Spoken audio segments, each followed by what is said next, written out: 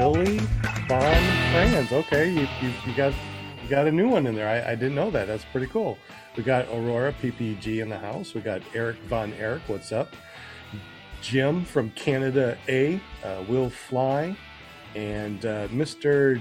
Dana 54.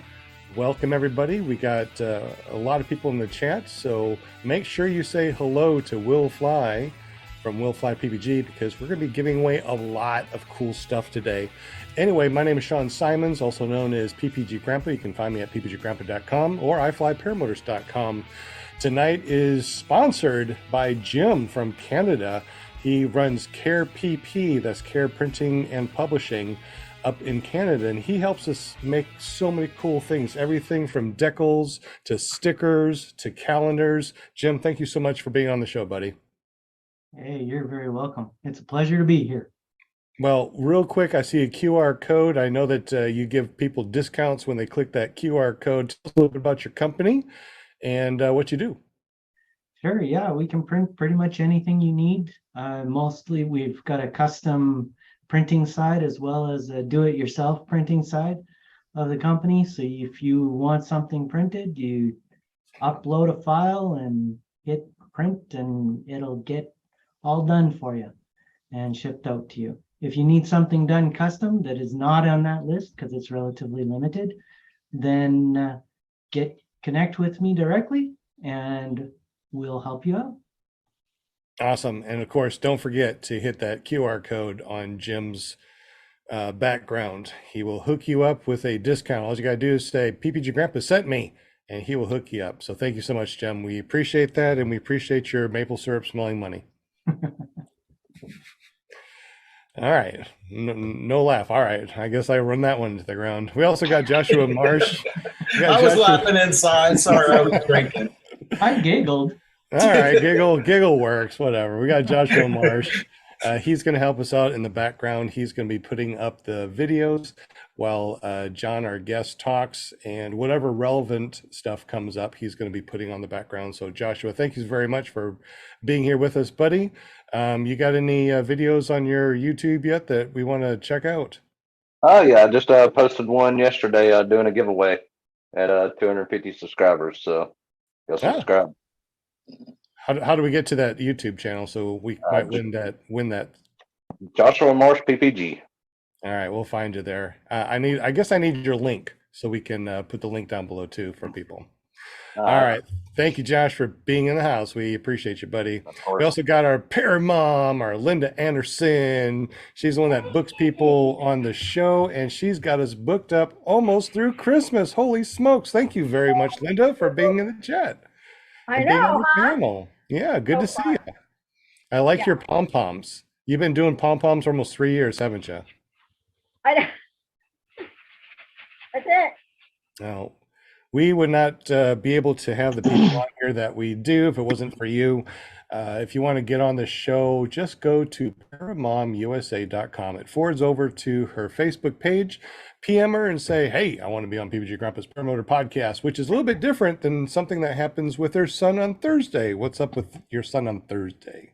That's right. We got an awesome show on Thursday night. Paragliding top. I get so excited. I can't get it out all. We need the .com. .com. That's right. With my awesome son, Robert Michaels. So y'all got to hang out with us. I appreciate everybody on Thursday nights, but I appreciate everybody tonight. So I'm very blessed. Thank you, chatters. Thank you, viewers, for hanging with us tonight, because Monday night is the place to be. I heard Thursday nights is the only podcast that's worth listening to on Monday nights. So might as well come here, right? Now, thank you so much, Linda, for being here and helping us book everybody and everything that you do. We definitely appreciate you, Linda. Love it. We also got Will Fly from Will Fly PPG. Not only does he make videos, but he has an announcement or a shout out tonight. So what's up, buddy? Glad that you're here. Yeah, man, good to be here. It's my favorite night, Monday nights, 8 p.m. Eastern. I went to spend the weekend with my buddies. About 8 or 9 of us got together and had a little mini fly-in and met up with Susan Ray, and she gave me this awesome shirt, Aurora PPG, Thank you, Susan. Thank you, Aurora. Just wanted to read their mission. It's a worthy goal. Its mission is to increase the participation of women and girls in the sport of powered paragliding through experiences, education, training, and community, with a focus on its use and overcoming and past trauma. So right on, Susan, worthy goal, and thank you for the shirt. And for the people that are listening to this, can you spell that Aurora really quick? Is aurorappg.org, right? Yes, AURORAPPG.com. .com or .org? Oh, .org, excuse me. Okay. If you go to .com, it'll take you over to .org, but it is .org. All right, good deal. Well, thank you so much for that. And Susan Ray, thank you so much for getting us that information so we can put it out there. But tonight is not about us. It's not about me. It's not about the people on the panel. Tonight is all about John. It says John Martin on his screen, but I'll probably call him John Allen. Anyway, John's been flying for a long time. He's got his own business. He bought 40 acres to create his own business, Wind Pirate PPG. So welcome to the show, John. Good to see you, buddy. Thank you very much. It's happy to be here. Well, tell us a little bit about yourself and how you got into paramotoring. Yeah, so I grew up in Southwest Idaho. Kind of lived out. We were like 50 miles from town, had a cattle ranch, very involved in horses, mules, competition and stuff like that. My dad, my uncles actually won the world for a couple years in mule competitions in Bishop. And because we were so far out and stuff, we had a lot of friends that flew airplanes. And then we did a lot of work in Alaska, construction work. And so a lot of bush pilots up there. So I started young, having just a real love for everything aviation. And basically climbing in every airplane I could possibly get close to. And so then my dad bought a hang glider trike, which we had for a while. And then long story short, got sold some faulty parts and it got crashed. I wasn't in it, but everybody walked away okay. And so we were actually getting back into that, and in the process moved to Arizona. And I moved about a half a mile from Air Paramo, Mo Sheldon's place, and met him. And I was like, I don't know about this paramotor thing. You know, it always looks a little sketchy at first. And took one flight up, instantly hooked, just completely addicted. And went from there. Took a while to get enough money put together to get one, and started on the trike, actually, because do a lot of backcountry, hiking, flying, hunting, that kind of stuff. And I wanted to be able to load it down with gear and fly back into somewhere and camp or leave and go hike out of it, that kind of thing. So I started trike flying, and then eventually went over into paramotor, like into the foot launch stuff. And then I worked with the Mo there for a while, for a couple years, kind of assistant instructor with him. And then as it progressed on, kind of ventured off on my own. I go up to the Northwest and train up there in the summers and come back here in the winter. So it's a year-round full-time gig. So you do joint classes. So you travel, do joint classes with other instructors. Tell us a little bit about that and how that works. That sounds pretty interesting. Yeah, for sure. So for instance, this summer I went up and did 2 joint classes in June and July with Brian Pearson up at Oregon Paramotor. And it's just a lot of fun. You get kind of a bigger group because you got more instructors, and so you can teach a bigger group, but and also you learn so much. The little ways I do certain things, or the ways he does things, it really kind of works around. And off and on, like in the winter times, where my field was before, is where like Noah and Nick Rochetta with Epic Paramotor, they fly out of there. So we do a lot back and forth. And so it's great. It's kind of builds a lot of camaraderie, and makes the training a lot more fun, and it's just good vibes all the way around. I like good vibes. I like your hat too. What does your hat say? It says Wind Pirate. There we go. It's just my logo. And yeah, I've got a couple of those to give away. Oh, okay. So we're going to give away some hats, and you also got a little throttle magnet too. Yes, I have the throttle magnets that click on, and they're really strong. Keep your throttle out of the dirt.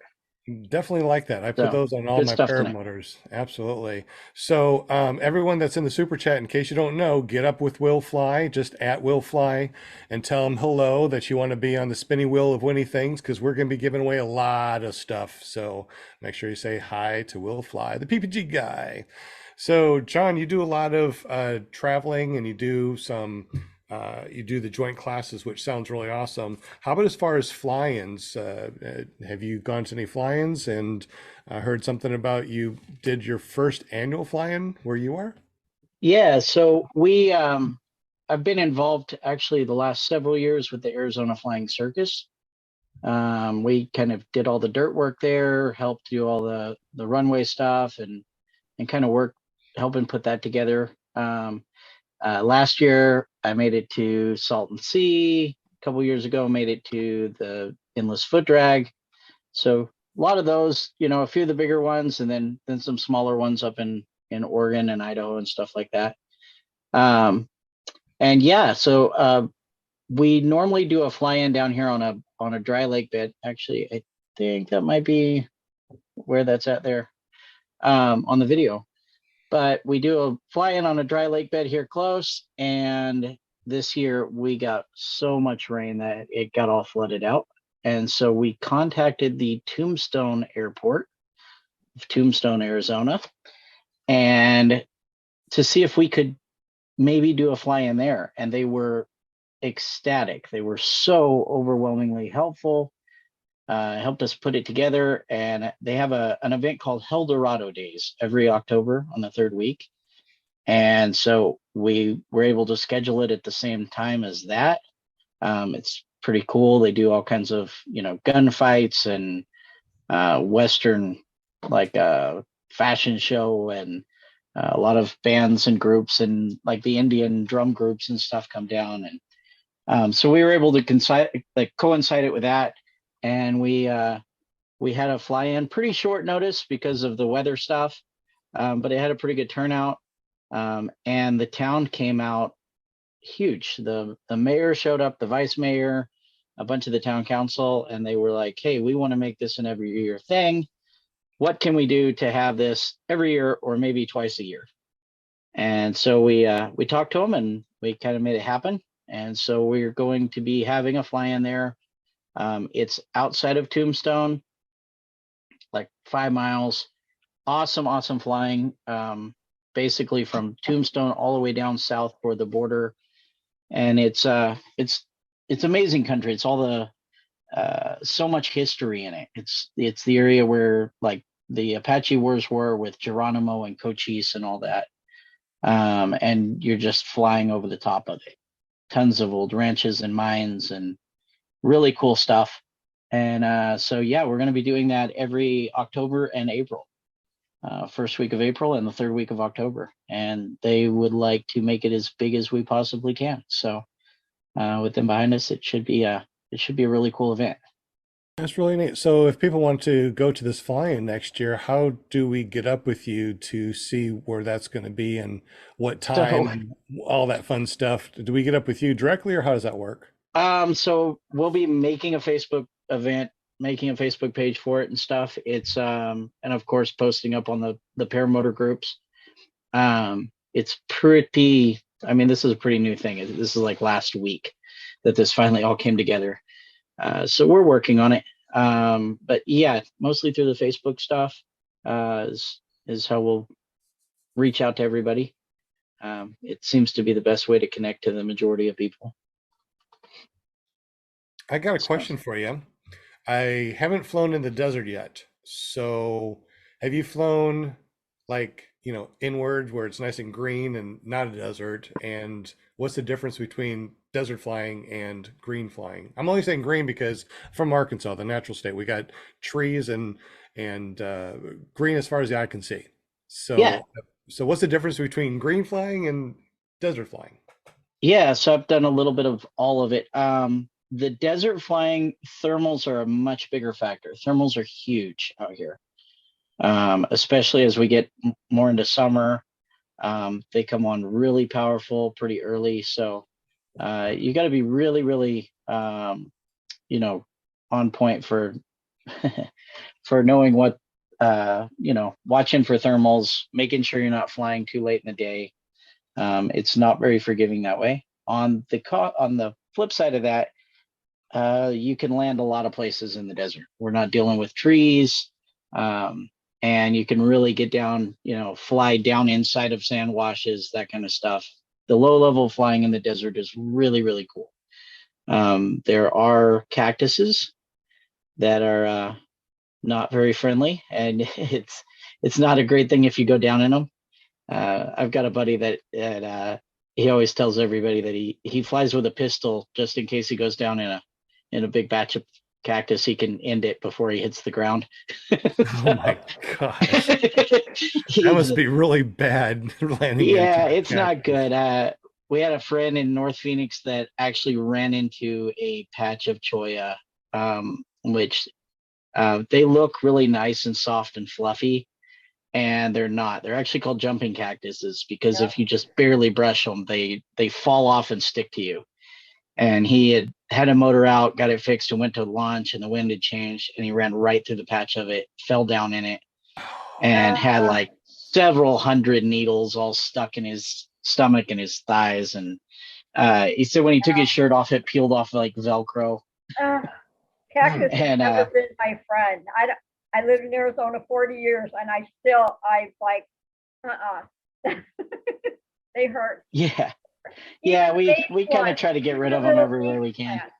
Yes.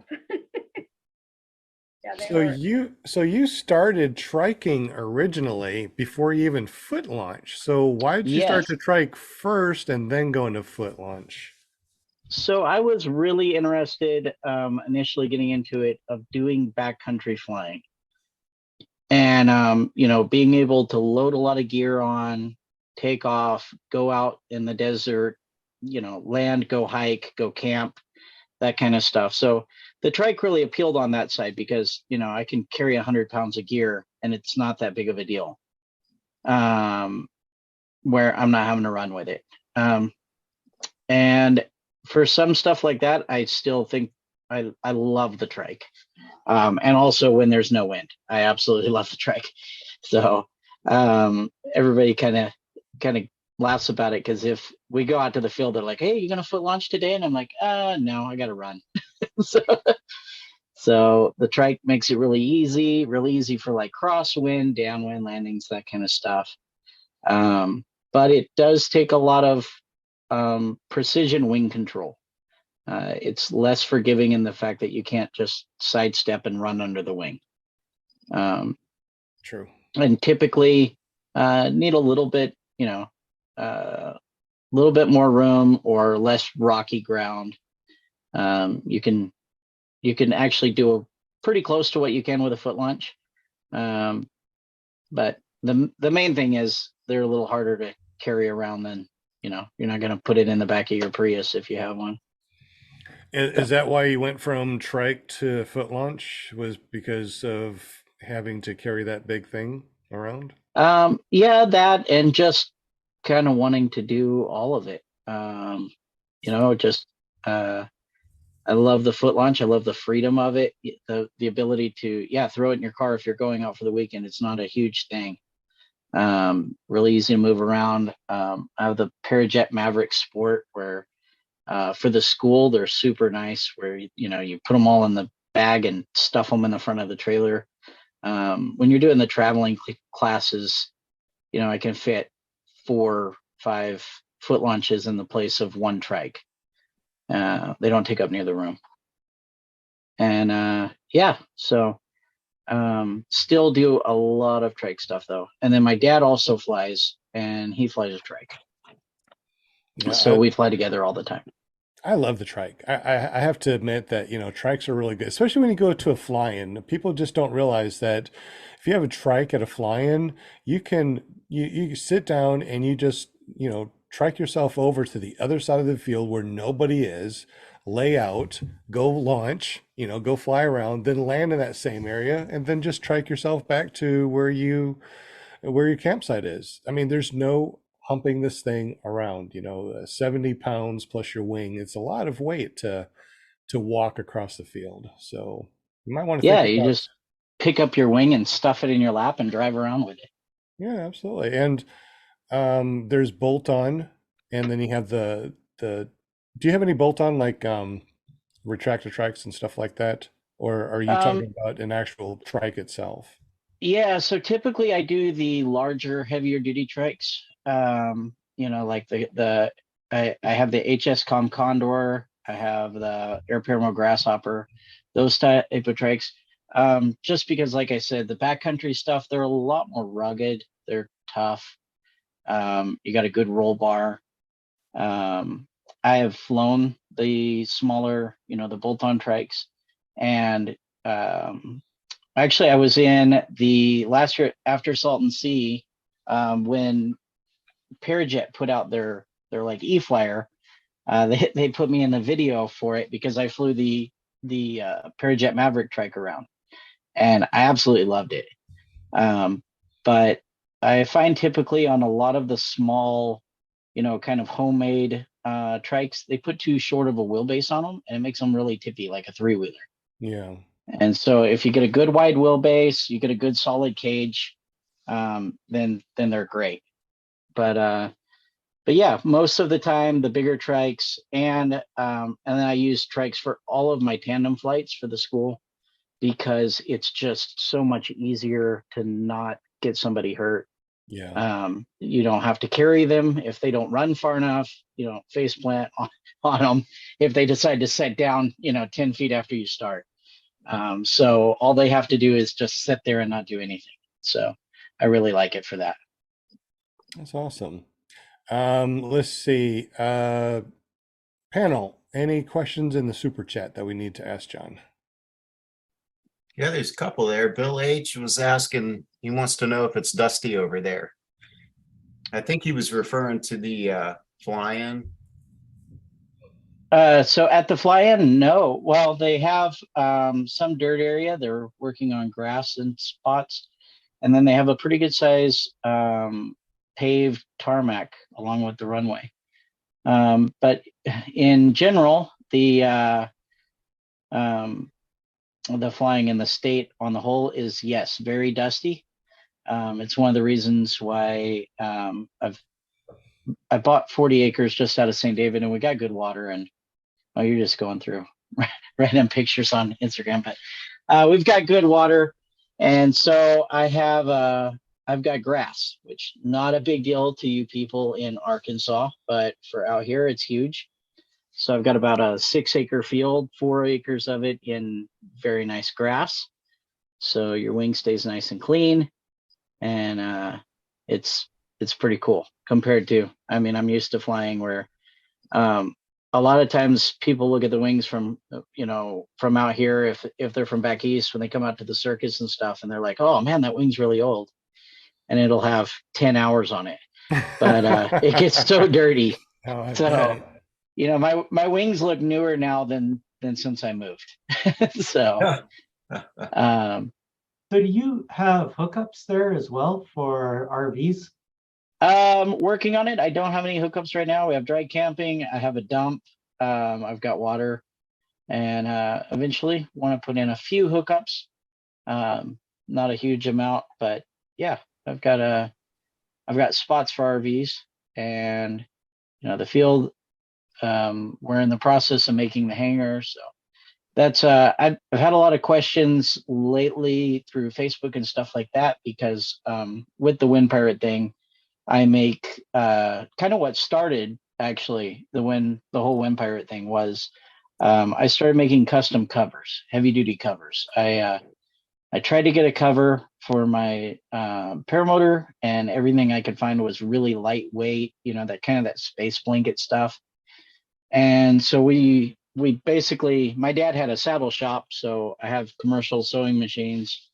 And so I got some really good material and put together a cover, and basically took it out to the field the first time. And one of the other pilots came and grabbed it off of my trike and said, "How much is it?" I'm like, "Well, it's not really for sale." He goes, "Well, you're not getting it back, so tell me how much it is." And so I started making them and selling them, and got quite a few of them out. In the process of moving, and we're building a new shop. I've got a 40 by 50 shop going up. And so in the meantime, all of my sewing stuff is all in a storage room, and which is brutal because, of course, now every 2 days I need to sew something. And so basically covers and kiting harnesses and stuff that I make are on hold until I can get it set up enough that I can hook the machines up without them getting too dirty and dusty, and get stuff going again. I can tell you this, that was one of the very first things I wanted to purchase, and I got one of your paramotor covers, and those things are freaking heavy duty and such a cool logo, man. I love it. Thank you. It actually changed a little bit, if Yeah. you notice from the one on your cover. Yeah. So originally I had this logo, and then I had a guy come to me and go, "Hey, I can make you a way cooler logo." And I'm like, I like my logo. And he made this one that's on the hat, and I'm like, "But I like my logo. I mean, that's cool." So I sent it to like 30 people, and every one of them was like, "Oh no, the new logo's better." so I was like, "Okay, looks like I'm changing my logo." Nice. But It's definitely a quality cover, no doubt. Thank you. And We it's work hard on handmade, it. isn't it? Per order. Yeah. We will sew up a few of them that are, the kind of the stock size. Most paramotors will fit the same size cover, within an inch or two. There's just a few like Scout, the Gravity, Mavmax, Parajet, a couple other ones that are a little bigger hoop size. And so, those are a little more custom. But yeah, we normally make them to order, or may have one or two in stock just because we make a couple at a time when we make them. Are they just a cover, or are they like a completely enclosed bag? So they cover over the top. They are a drawstring on the bottom, so they don't zip up. I think I had some pictures on there of them, but they drawstring shut, because the problem is if we kind of looked into making them fully enclosed, and then if somebody put a reserve on their seat, they wouldn't fit anymore. And I wanted it to where if all of a sudden, your paramotor leaked gas or oil or something like that, it wouldn't just pool up and set in it. Yeah, that's the trike cover there. And then if you look at the very top of that trike cover in the back, there's a little bitty hole that we put a vent hole in, so it lets gas fumes and stuff like that escape. But the rest of the material is all, they won't claim it's waterproof because the company makes material for sailboats. And they said if they make anything that they say is waterproof, you have to be able to like sink a boat and it still hold water out. But they're very water resistant. I've actually made a bag out of them and put water in it for days and it didn't leak. And so. Interesting. Yeah. It's always fun to look at, stuff that people make. I kind of was looking at the stuff as we were looking at the stuff too. It's pretty awesome. Your shop and your .com, if you want to go ahead, it's 7:30. If you want to go ahead and let everybody know how to get up with your shop and stuff like that. We're going to spin the spinning wheel of winning things in just a moment, but go ahead and tell us how to get up with you. Yeah, so my website is windpiratepg.com. the store on it. Like I said, I've been moving, so a lot of the stuff in the store shows out of stock until I can get back to making it. But yeah, we sell wings, paramotors, all kinds of gear for them, kiting harnesses, helmets, all that kind of stuff. And yeah, that's on there. And then, we have Instagram, Facebook, all that cool stuff. And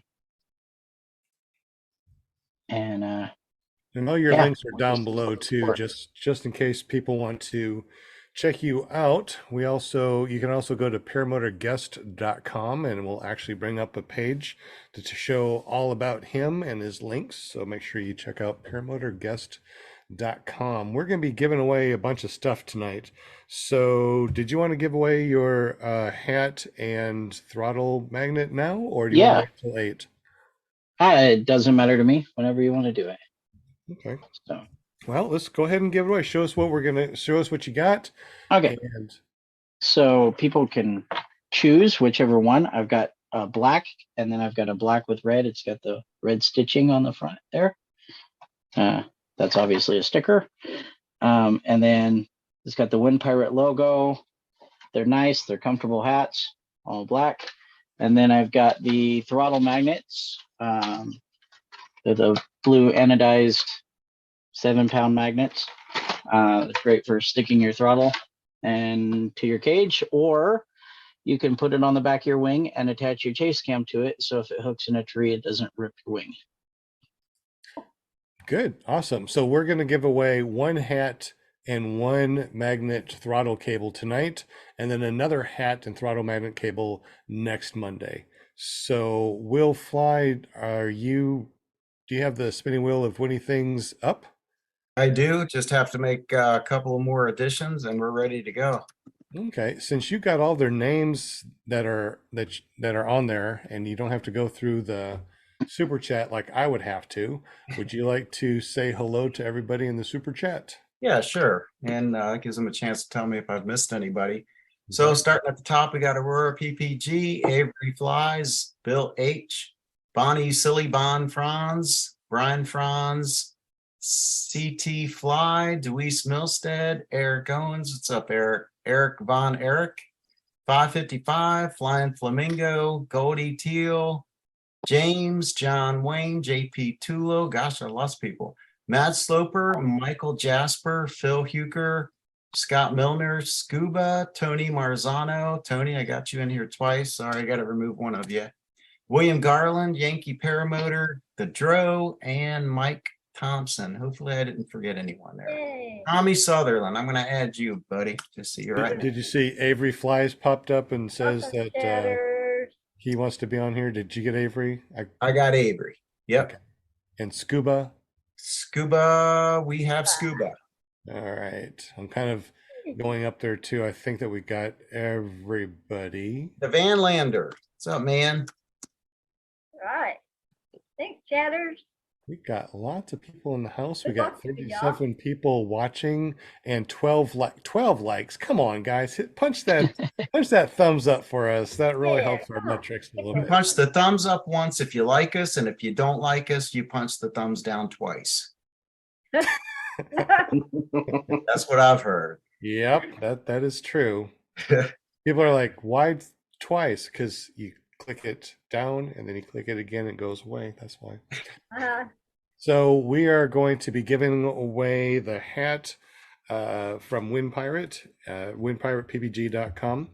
It also has the throttle magnet. Then we're going to be giving away later on a $10 gift card that you can use at Paramotor Arkansas. We also got a Vortex Aero travel mug that we're going to be giving away. And of course, stickers. So if you haven't got, guys, past gifts from us, we tried to do an automated thing and everyone's saying that they never got their stuff. So if you got something from the Spinning Wheel Winning Things, you did not receive it within a week, please text me 501-747-3558.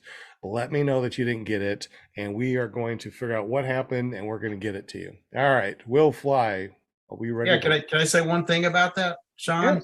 the stickers, when I first got into the sport, I never really understood the reasoning behind the stickers until, so I had like all this box that I collected all these stickers and I just kept throwing them in the box and then went to my first flying and it all made sense to me then.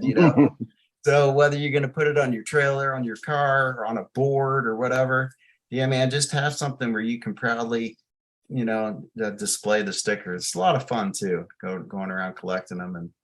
And so I thought that's what you just cover up the cracks in your prop with. Yeah. in an emergency. Yeah, absolutely. That's awesome. That'll cover a hole about this big. If you got a hole that big, just put a sticker over it. If you can't see it, it's not a problem. Exactly right. Here you go. Right. Yeah. Let's see. Did I share the right one? Is it showing? Yeah. I see it. All right. So y'all ready? Let's do it. Yeah, let's do a little bit longer spin on it. It's normally just a quick spin and it's there. Try to do like a longer 30-second spin or something, because I think I greased it pretty well. I'll see if I can grease it a little bit better. all right, grease it good. Deweese. Oh, it's close. Is it Deweese? Oh, Deweese man. Milstead. Woohoo! Sorry, Eric. Congratulations, Deweese. Yay! All right, Deweese. So what we're going to do is go to Paramotor, Arkansas, and make an account if you haven't done so already.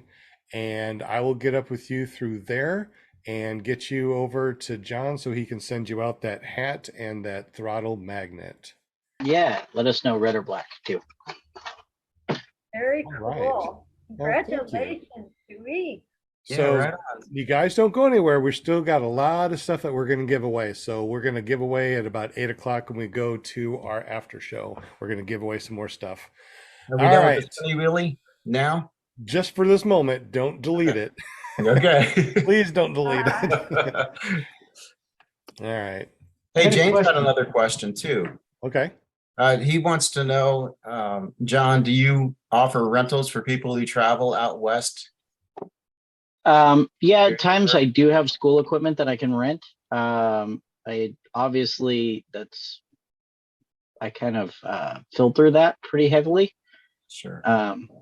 I don't just go rent a paramotor to somebody that's like, oh yeah, I want to try this.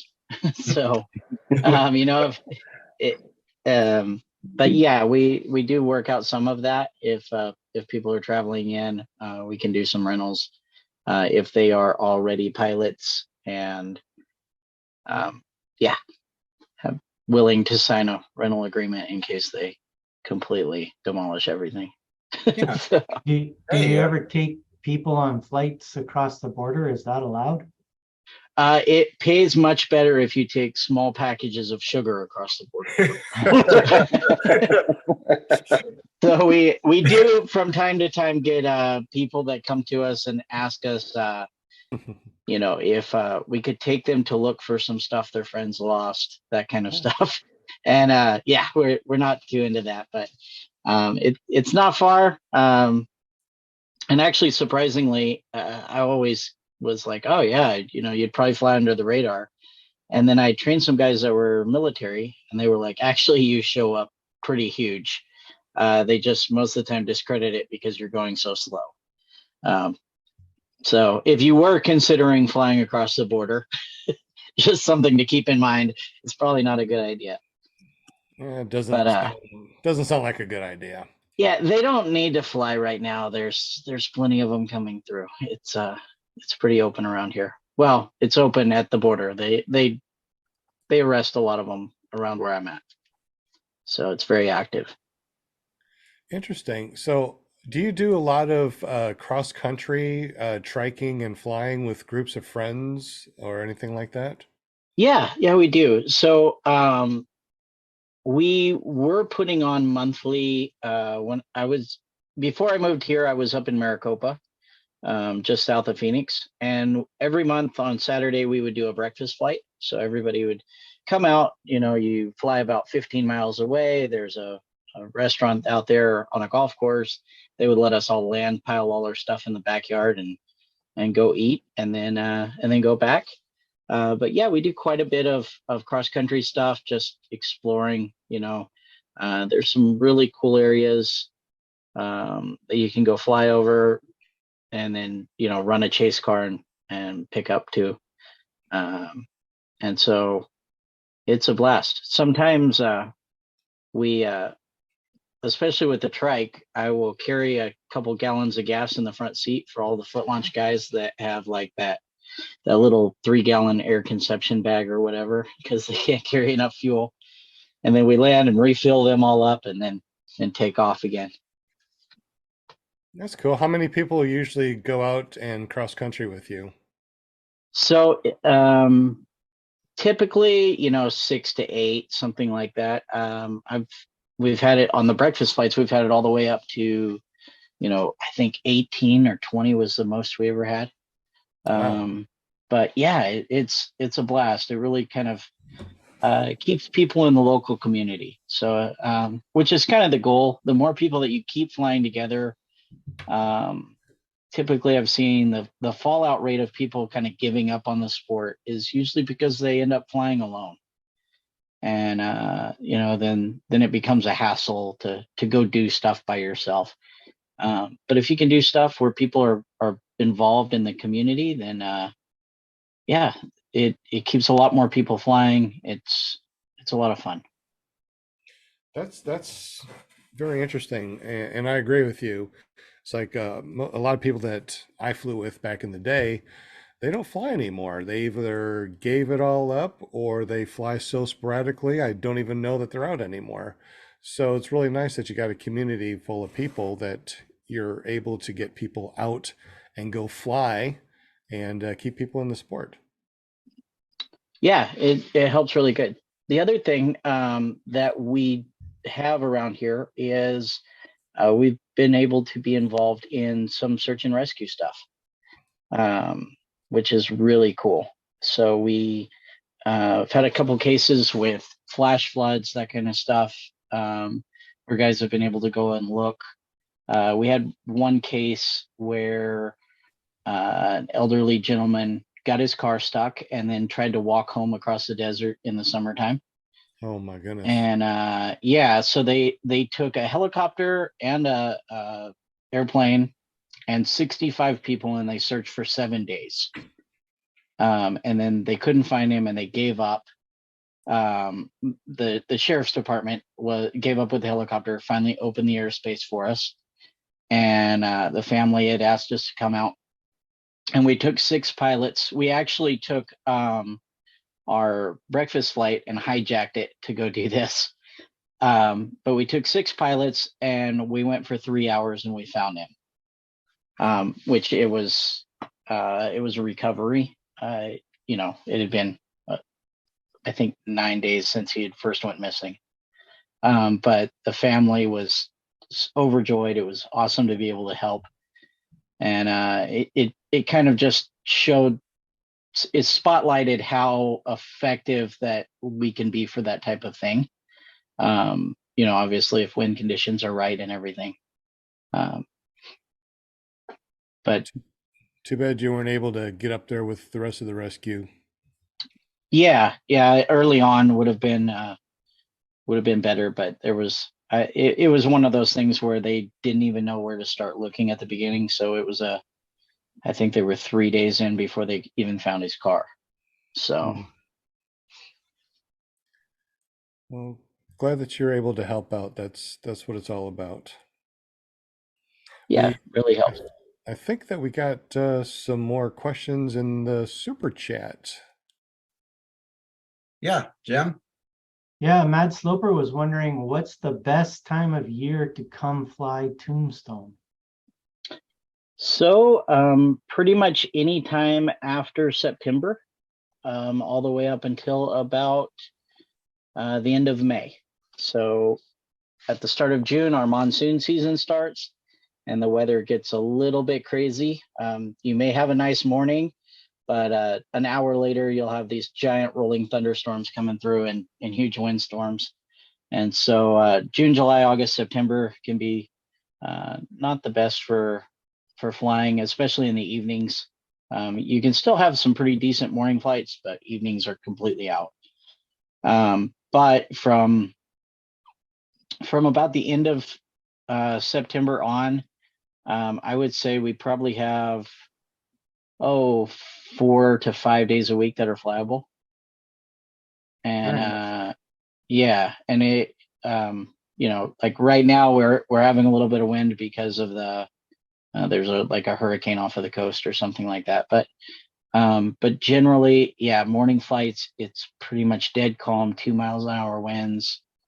And then in the evenings, the wind will pick up a little bit, 6, 7. And right now, Oh, you're muted. Did we lose him? Because I Lost lost his him. audio. hold on. It's working. Yeah, Okay, there we hear go. you now. It kicked off my Bluetooth though. Oh, that's all right. We hear you really good now. Oh, there we go.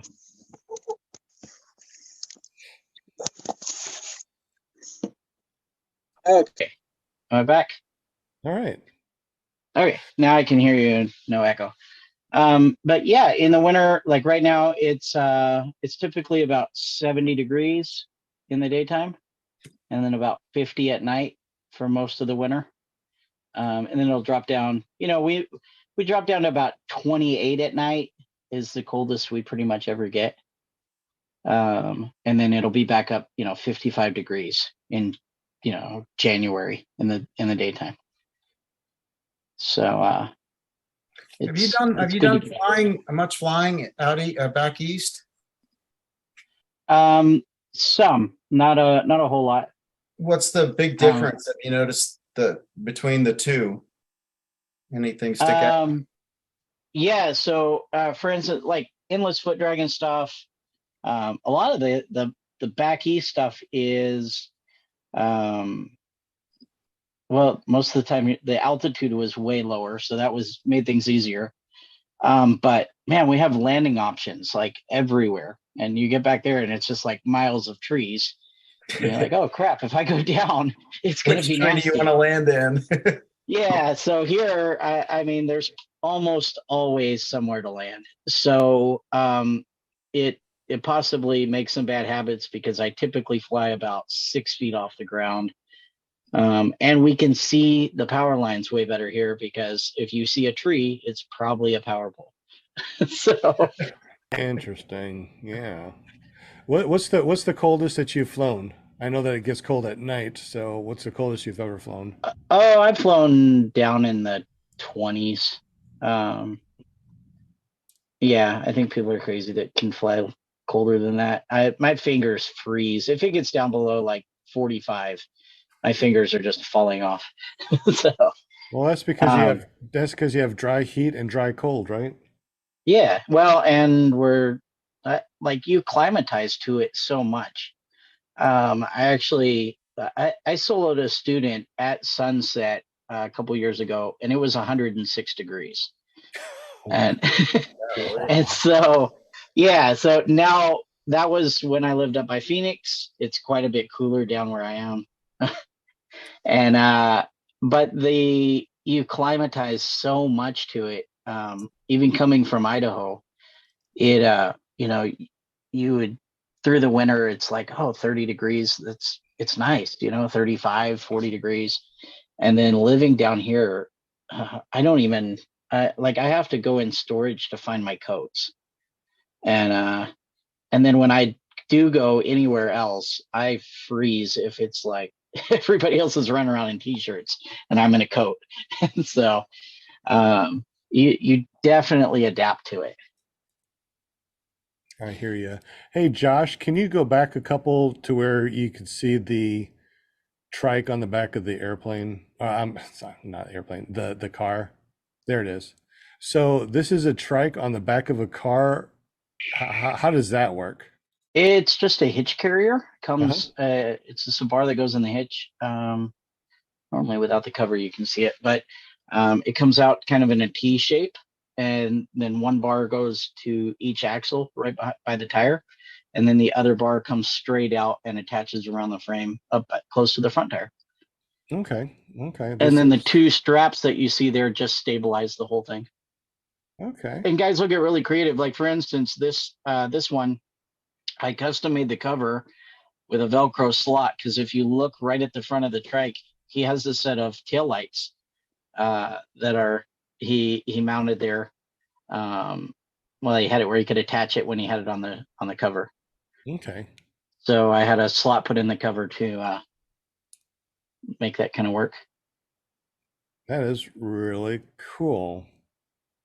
I have not seen this type of trike configuration before. So knowing that you can put a trike on the back of your vehicle, now that is really cool. Oh yeah. So Sweet. there's like this style. Then I also have a rack that sits on the bed of a regular pickup. And then it's got a couple of long ramps and you just roll them up. And then most of the trikes you can stick in the front wheel in the vehicle and leave the tailgate down and it'll set on the tailgate there. I've seen that a lot. But me having a car, I usually break down my trike and put everything in the trunk, but man, if I could just put it all on the back, that's pretty significant. Yeah, it helps a lot not breaking it down because then, like me personally, I opted for the cargo trailer thing. And I love it because you don't break anything down, your wings all go up. But the other thing the carrier is awesome for is if you have an engine out somewhere, way out, you can throw that in the back of a truck, take off out there, and it's really easy to pick up and get out of there. So that's important. Yeah. Altenmeyer wants to know if that ever hits driveways when you're backing out. That one doesn't. I guess it could, but if you put it on a small car, like you're a little low car, typically you put that the adapter that goes in the hitch and raises it up like a foot, because otherwise the front wheel will drag. But on a truck, it's got enough clearance. Awesome. So. I definitely would like to get something like that when I get a big trike. On your car carrier, not just yours, but has anyone heard of bending frames? If you've got a not car carrier, paramotor cover, if you're going too fast with the cover on. So yes, on only on one brand of paramotor have I had that issue. And then again, not this isn't your brand specific. Yeah. This is any cover. Yeah. So it does catch if you have it on a truck or an SUV or a van or something that catches that wind. It typically you don't have any kind of problem with it. But if you put it on a small car, where it's basically the aerodynamics of the car are routing that wind straight into the back of the frame, then yeah, it works as a big sail. It puts a lot of pressure on it. There have been 2 cases that I know of guys bending I can't remember which model it is, but the aluminum air conception frame, the really, really light one, that it actually tweaked their whole frame. But if it did that, their gas mileage probably went to crap. Yeah. But I do suggest that if you're not putting it behind something where it has something to block all the wind, not to put the cover on it when you're traveling, just because it does catch a lot of wind and it puts a lot of strain. Sure. So the cover is pretty much when you're like at a fly-in and you cover it just because it's going to be out and you don't want it full of dew in the morning or something like that. Yeah, or rain, dust, all that. It really helps. I mean, one of the guys that bought one of my covers was at Bad Apples a few years ago when it got completely doused. And actually, I think it might have been Woody, Gamertag had one of mine. And he took a picture and everybody's like scrambling to get their stuff. And he's just got it sitting out there in the rain. He's like, thanks so much. This thing's awesome. So it's that, or you go to the beach, they'll like load up with sand. And it just protects it. So they're not, perfect. They, obviously it's not going to stop it from dropping in a pond. But you can definitely use it if you've got something blocking a lot of the wind. I know guys that put them on the back of, like your the conversion vans or motorhomes, that kind of thing. And then it's not getting very much wind to it, and it does a pretty good job protecting them. Yeah, and the reason I'm saying that, when I was new, I had a RAV4. It never had any problems with it, but I was kind of given the heads up early on that, hey, don't just hop on the interstate and do 75 miles an hour. You know, I mean, just take it easy and use it to do its purpose, and that's to protect the paramotor. And if that means you need to go slow, then go slow or pull over and let things settle down. But one of the guys bought one from had called to order a new one, and he's like, yeah, I love your cover, but I have a problem with it. I need to order a new one. And I go, well, it's trying to find out if it's a warranty thing. I said, well, what's wrong with the cover? And he goes, oh no, I got a big burn hole in it. And I'm like, how did you get a burn hole? And it turned out he had not strapped the paramotor down properly on the hitch carrier, and it fell off face first and he drug it down the road for a ways, and obviously ate through. It actually, the frame, the way that it drug, it didn't do a whole lot. So protected his motor, like the whole face of the paramotor cover off, and then it scraped it up pretty good, and I think he had to replace a couple of parts, but it wasn't a total loss. Well, that's good. Your cover protected it. I don't think the cover probably helped it a whole lot dragging across the pavement. That's interesting. It's almost 8:00, where we're going to do another spinning wheel of Winnie things and go into our after show, which we're going to be giving away a lot more stuff. So definitely hang on, guys. We're going to be spinning the wheel. But before then, John, it's hard to see. I don't know if you got a light. Yeah, there you go. Awesome. I just noticed that. I looked down and I'm like, wow, it's really dark.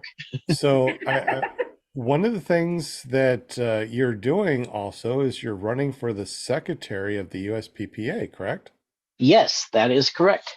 So can you tell us a little bit about that, what that entails, and how in the world do we vote for something like that? So you can vote on the USPPA website if you are a member. It's you just go onto the website, usppa.org. There's a little tab up in the top right corner that says vote. On my screen, it's covered up by a very handsome man in a stay bad hat. But it's scroll down. There's two positions right now. That is the treasurer and the secretary. I'm running for secretary. I'm just really, wanting to help out with it.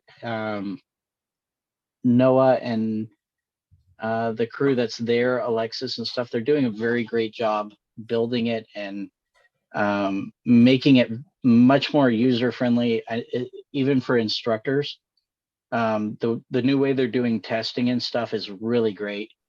Before we were having to do all this paper test stuff, and then try to submit it all. Now that's all electronic. It's very easy.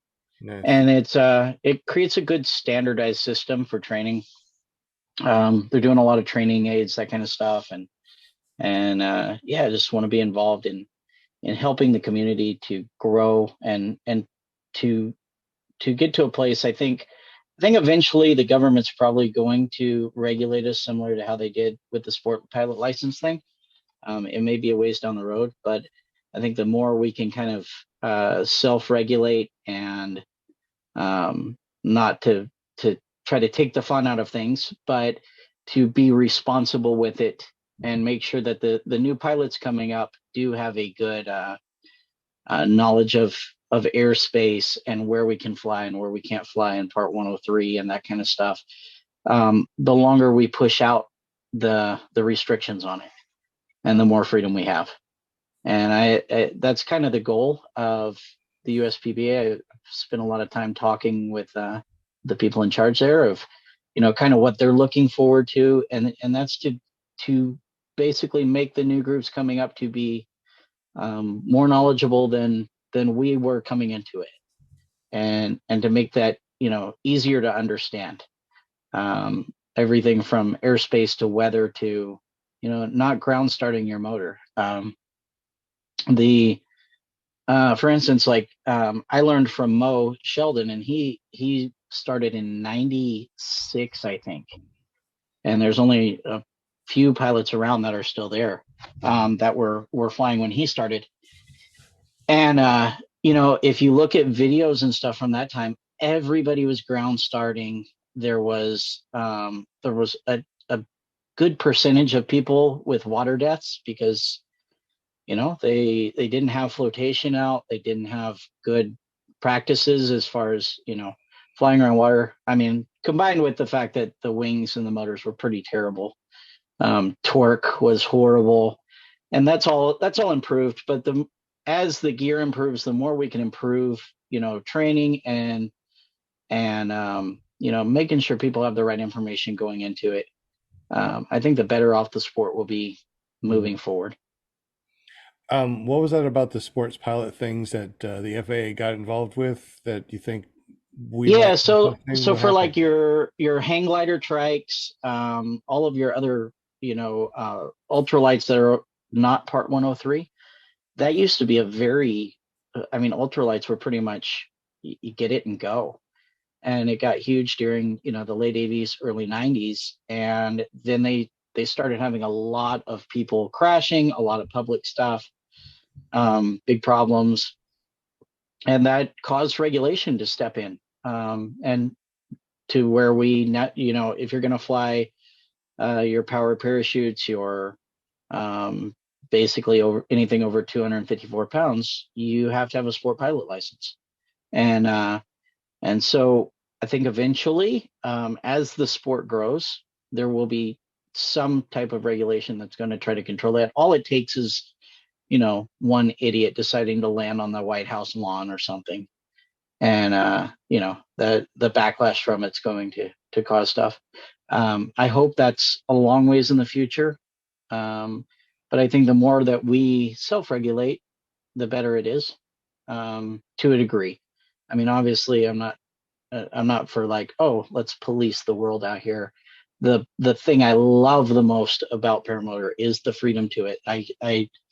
And because of that, the cost, compared to every other kind of aviation, not having to have an A&P do annuals on your rig, being able to work on your own stuff, it saves you. It's basically the only reason I can afford to fly or have a school.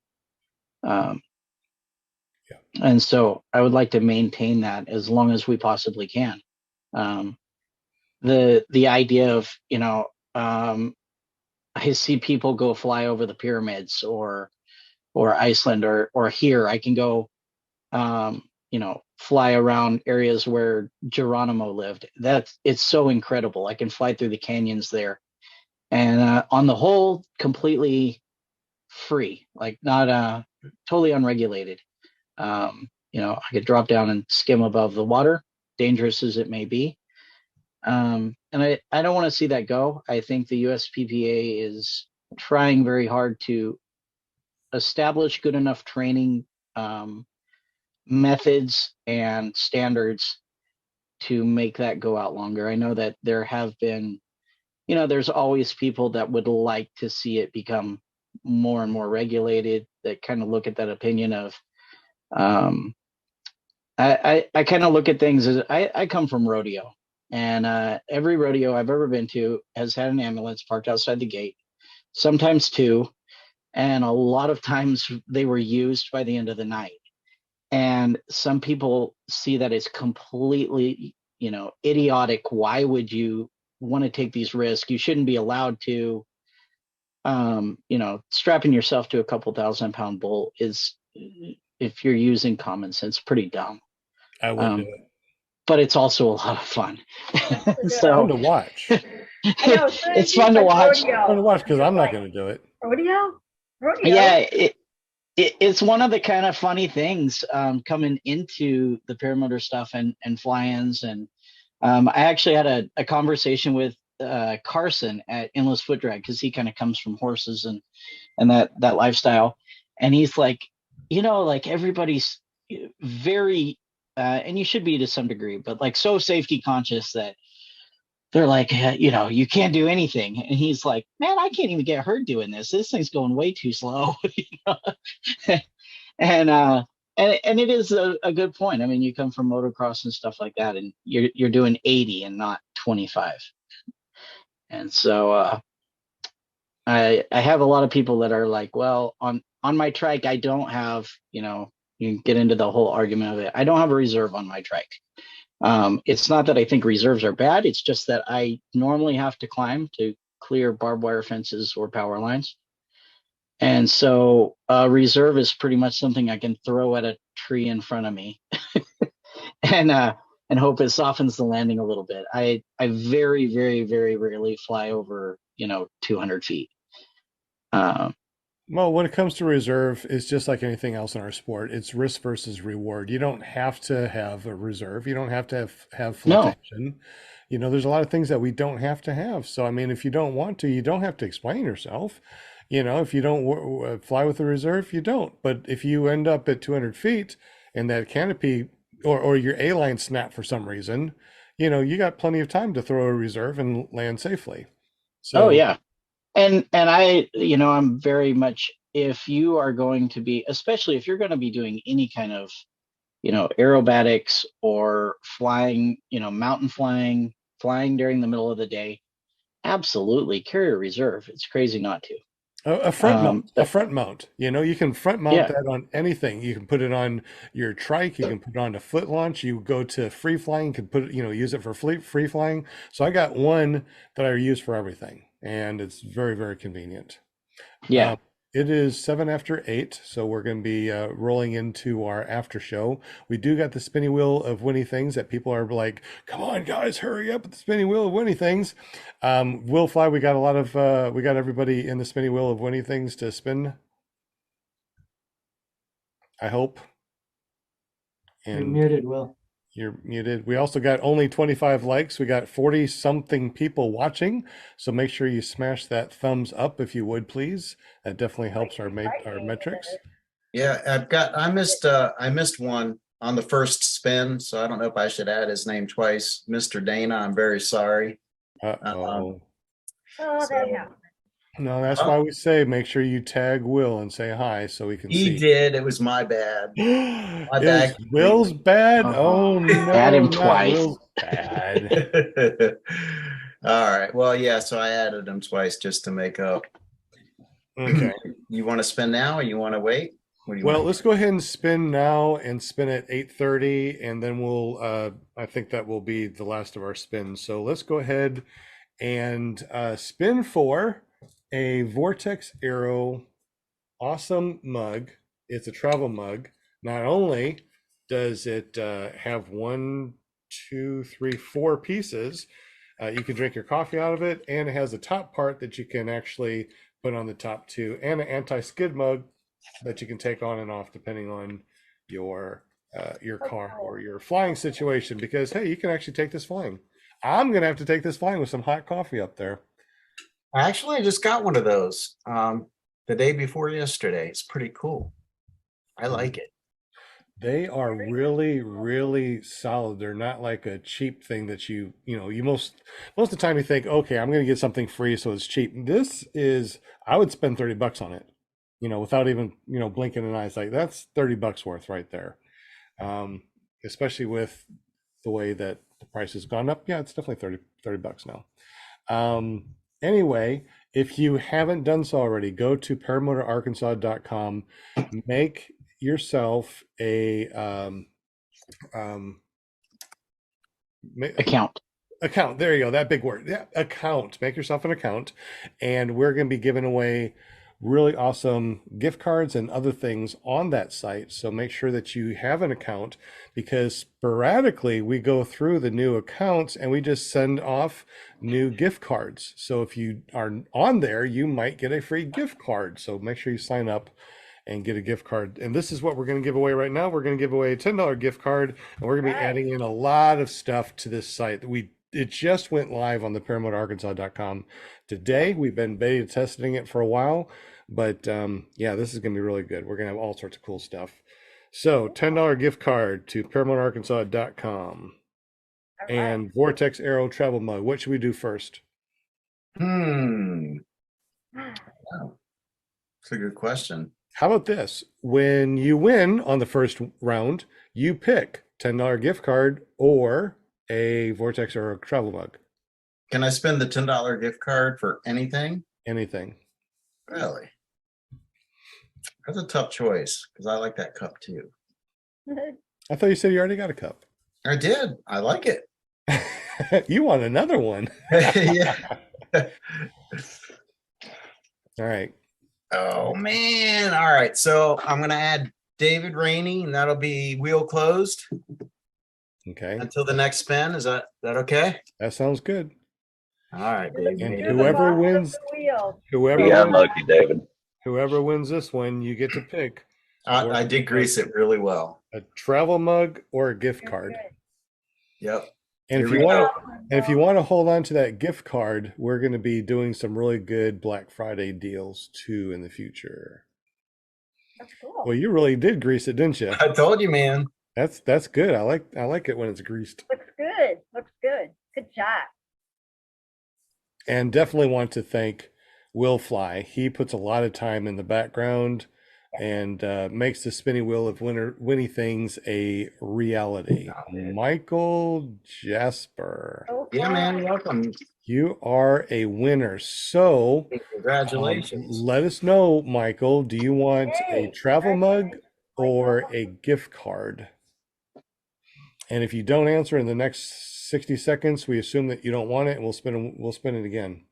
Did I And say there's that? a 60-second lag. So 60 go. seconds. I hope that Yeah. you're watching. He's stressing out now. I hope that you're saying something like, hey, I win. I want the whatever. Anybody? Anything? So I don't see Michael saying anything. Michael, if you're out there, definitely say, yay, I won, and I want the travel mug or a gift card. So let's go ahead and spin it again. Oh man, Has it been a And- minute already? he probably pinched a nerve. He's trying to type with his nose. No, that's okay. That's okay. It's like he Michael still gets the first one. So as soon as actually, if you at Michael, you'll see if he's there or not in the chat. So if you Yeah, he's still there. yeah, Michael Jasper. Okay. Right, Michael Jasper? Michael Jasper. Going once. So you must say that you won, that you want something. Yeah. Something in the super chat. Just say, hey, I'm here. All right, so let's go ahead and spin it again for the second one. And that way we can see who wins.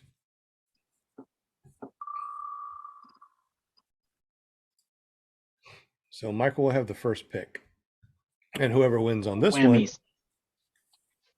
gets a second pick. Unless Michael doesn't say anything after the spin, then whoever wins here can pick. If Michael wins again. Yeah.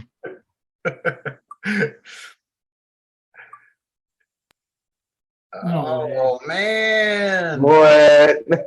It looks like you did win, Eric. Congratulations. Woohoo! man. Eric Yay. Owens. Congratulations.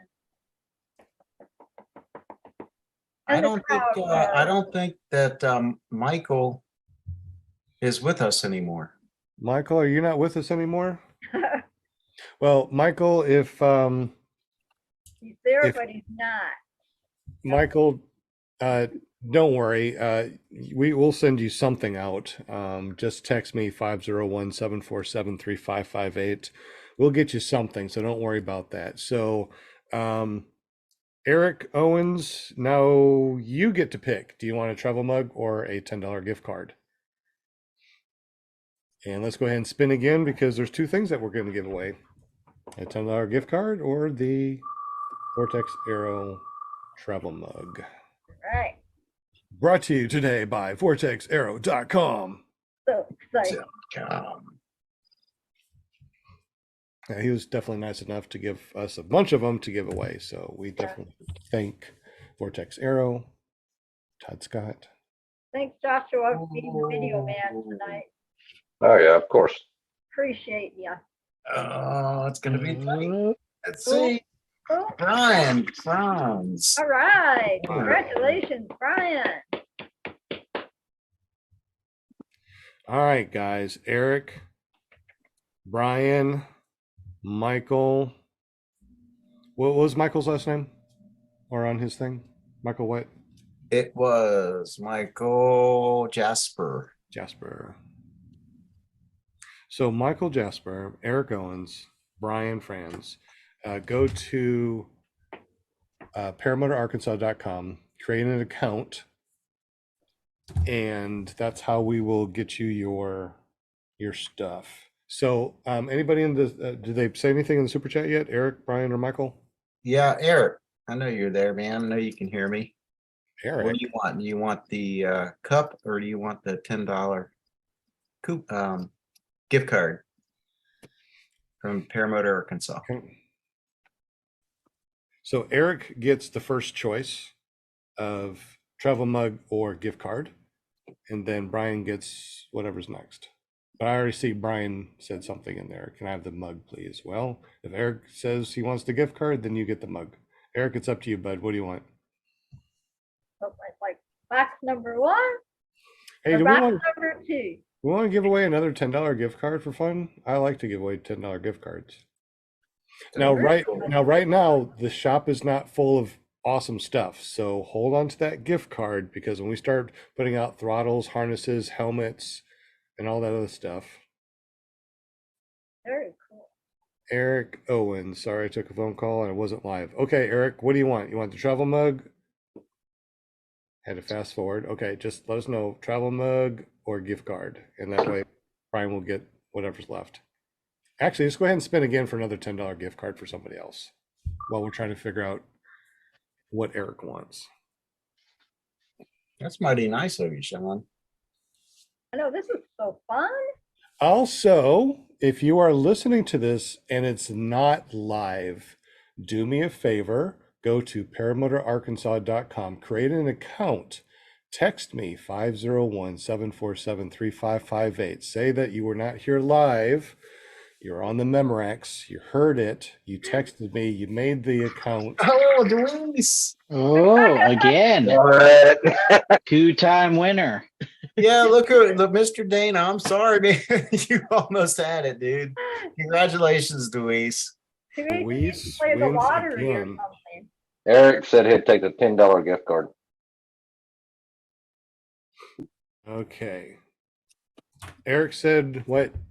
The $10 gift card. $10 gift card. Now I have the what do you call it? Not the authority, but the whatever. That if I want to give you a $20 gift card, I can do that instead of 10. Prerogative. I can prerogative. See, thank you. All these words that Grandpa forgets because it's late at night. I can give you more if I want to. It's okay. At least you know how to find a link. I know how to find a link. That's one thing I know how to do. So Brian gets the cup, then the Vortex Arrow mug. Yep. Travel mug. Brian gets the travel mug. Deweese gets a $10 gift card. So And a hat and a magnet. oh, she won yours. Yep. Yes. Jeez. All right. Yeah. From now Raking on, it home. one, Deweese, go You to won their. twice. one winner per show, okay? Oh, So since Deweese, since you won the hat and throttle and another $10 gift card, how about we take all the winners off and let's spin for another $10 gift card? Okay. That sounds fair. Yeah, just because, I mean, I don't want somebody to go, man. All right. So We spun who were the twice. winners? Yeah, I know it was Eric Yeah, we got Owens. Michael Jasper. Michael, like I said, Michael, if you would just go to paramotorarkansas.com. Oh, you were right there. Deweese, you were already there. Make yourself an account and then text me 501-747-3558. Let me know that you stepped away, but you did win something, and I will send you something out. Okay, Brian. Okay, so do we Right there. Okay. And Michael Jasper. did I pass him? 2 more Yeah. down, right there. Oh, too far. Where? Up, There he is. Yeah. right there. I know they blend in, all the names. And then there was a Brian Franz. You were already, it was up higher. There it is. I see him. Well, all these Got weird everyone. water Franz chicken and names. Franz. All right. I think that's it. Okay. So we're going to spin again for another $10 gift card for Paramotor, Arkansas. Like I said, hold on to them. I'll make sure that they never expire. We got Black Friday is going to come up, and we're going to have all sorts of good deals. And these cards can be used on any deal that's out there. Right on. Tell me when, Sean. Are they stackable? I don't know right now if the store will stack. I don't see why not. But Mr. Dana says to take his name off the second. Oh, I do have him on there twice. Okay, I will do that. All right, wait, he's still there. All And right. once again, if you make an account over at ParamotorArkansas.com, I will go through new people that signed up tonight and hand out some gift cards. So it'd behoove you, just for fun, make an That's a account. funny word. Who? Behoove. It's one of them funny words, you know. Say when. When? All right. Let's do this thing. The suspense is killing me. I love doing this. I'm glad that we are going to be able to do this a lot more. And also, too, let me know what you want to see on our Paramotor Arkansas shop. We can put pretty much anything you want on there. We got a lot of things that. Who we got? Oh, David Ring. Be close. It's going to be right on the line. Oh my goodness! Or PPG, is it? Yep. Yeah. Oh my goodness, that's awesome! Yay! Aurora PPG. Congratulations. You know, I know what I'm going to get you for Christmas, Sean. A gift card holder. A gift card from Paramotor, Arkansas. I don't know if they're transferable or not, so that'd be interesting. I mean, like I said, we just went live with the .com, but we've been running in the background with beta testers, so I think it's good enough now to start loading it up with a lot of cool things. Yeah, I guess. I mean, yeah, send me a $10 gift card, right? Yeah, man.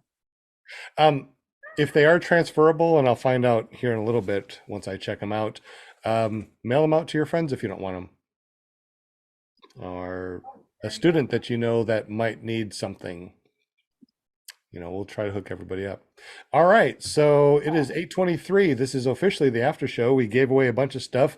Make sure you hit those thumbs up if you haven't done so already. We definitely appreciate that. We're talking with John Allen from windpiratepg.com. Really amazing guy. I've been talking about how he bought 40 acres out in the desert and started up his own paramotor flight school, which is awesome. He flies trikes, he flies foot launch, and he goes on really incredible XCs. So let's hear more from John. If you guys have any questions, make sure you say hi in the super chat and ask the questions. Anybody on the panel have any questions? Make sure you say something now or forever hold your peace. No, you can always talk. I don't care. So John, anything else cool that we should know about you or know about your school or anything like that? I, And if not, how about you tell us your .coms again real quick for people that may have forgot or just tuned in. okay. Yeah, it's Wind Pirate PPG. That's Wind Pirate PPG.com. And then I have Instagram. It'll be down there under Wind Pirate. TikTok, Facebook. I think it made me go Wind Pirate PPG gear on the Facebook page. And then yeah, it's just good stuff out here. Arizona, make sure you guys put it on the calendar, come out to the circus, or Salton Sea or something to get out here when it's nice in February and when it's sunny here and it's cold and snowy and rainy everywhere else. That's kind of the best part about here is we have summer and then we have more summer. So not really a winter thing. It just melts you in June and July. So you can get out of the snow and come check out historic Arizona and see a cactus and go do some flying. And just because you see a cactus doesn't mean there's a cow skull laying underneath it and people dying every few feet. So contrary to every movie or cartoon you might have ever seen. And I'm down in the bottom part of the state, so it's not quite as hot as it is up in Phoenix, where it's miserable in the summer and wonderful in the winter. And it's more green down here. So it's not like Arkansas levels of green, but it's a little nicer. Right on. Tons of history, tons of mines, caves, mining tours, all that kind of stuff around. It's a lot of stuff to do in the winter. Good place to get away from. Avery Fly wants to know what your favorite wing is. Do you have one? So it depends on what you're doing is my thing. So for cross country, I am a big fan of the ITV Piper. It is a great cross country wing, and I like it because of the speed. It's still a good, solid, stable wing.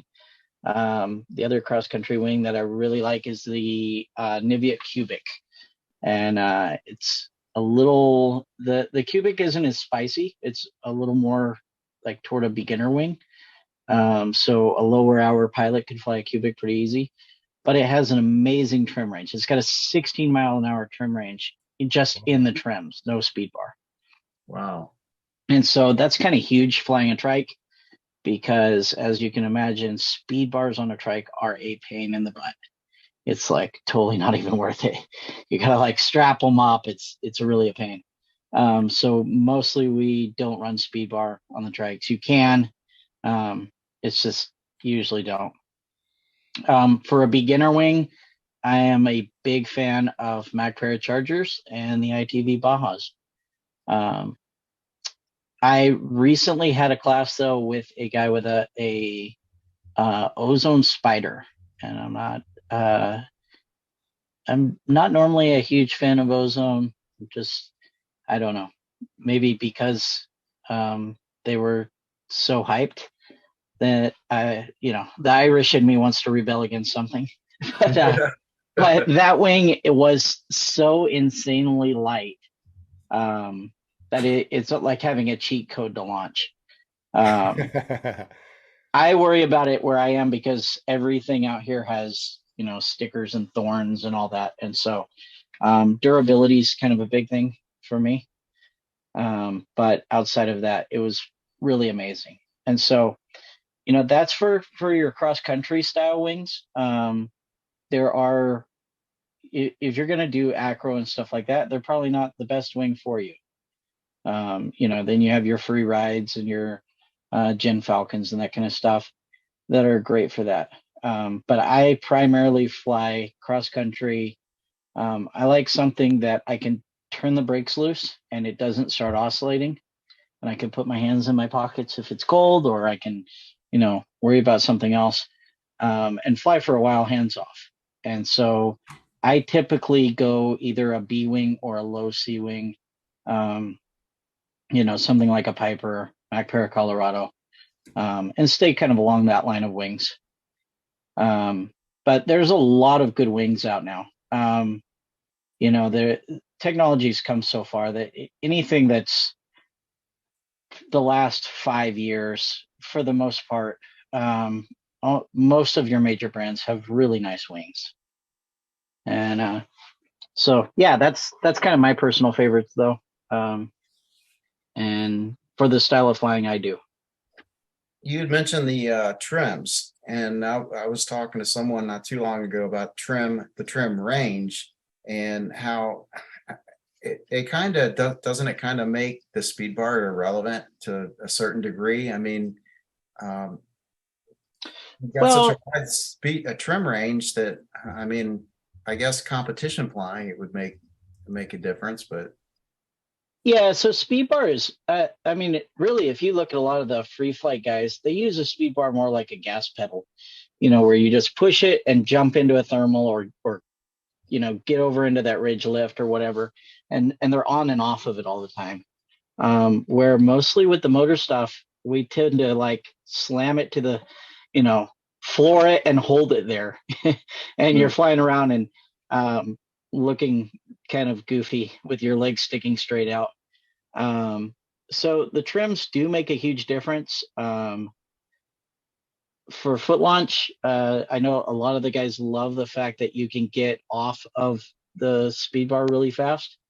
And if you're doing the acro type stuff, then it's really nice because you can add power when you need it, and you're still working with your tip steering, or depending on your weight, tip steering or brakes or whatever. yeah, But you're talking for about the cross low to the country, ground stuff, like when they're doing like slalom or competition flying on the speed yeah, bar. or even just your regular acro, where they're needing to add speed in certain places and then get back out of it.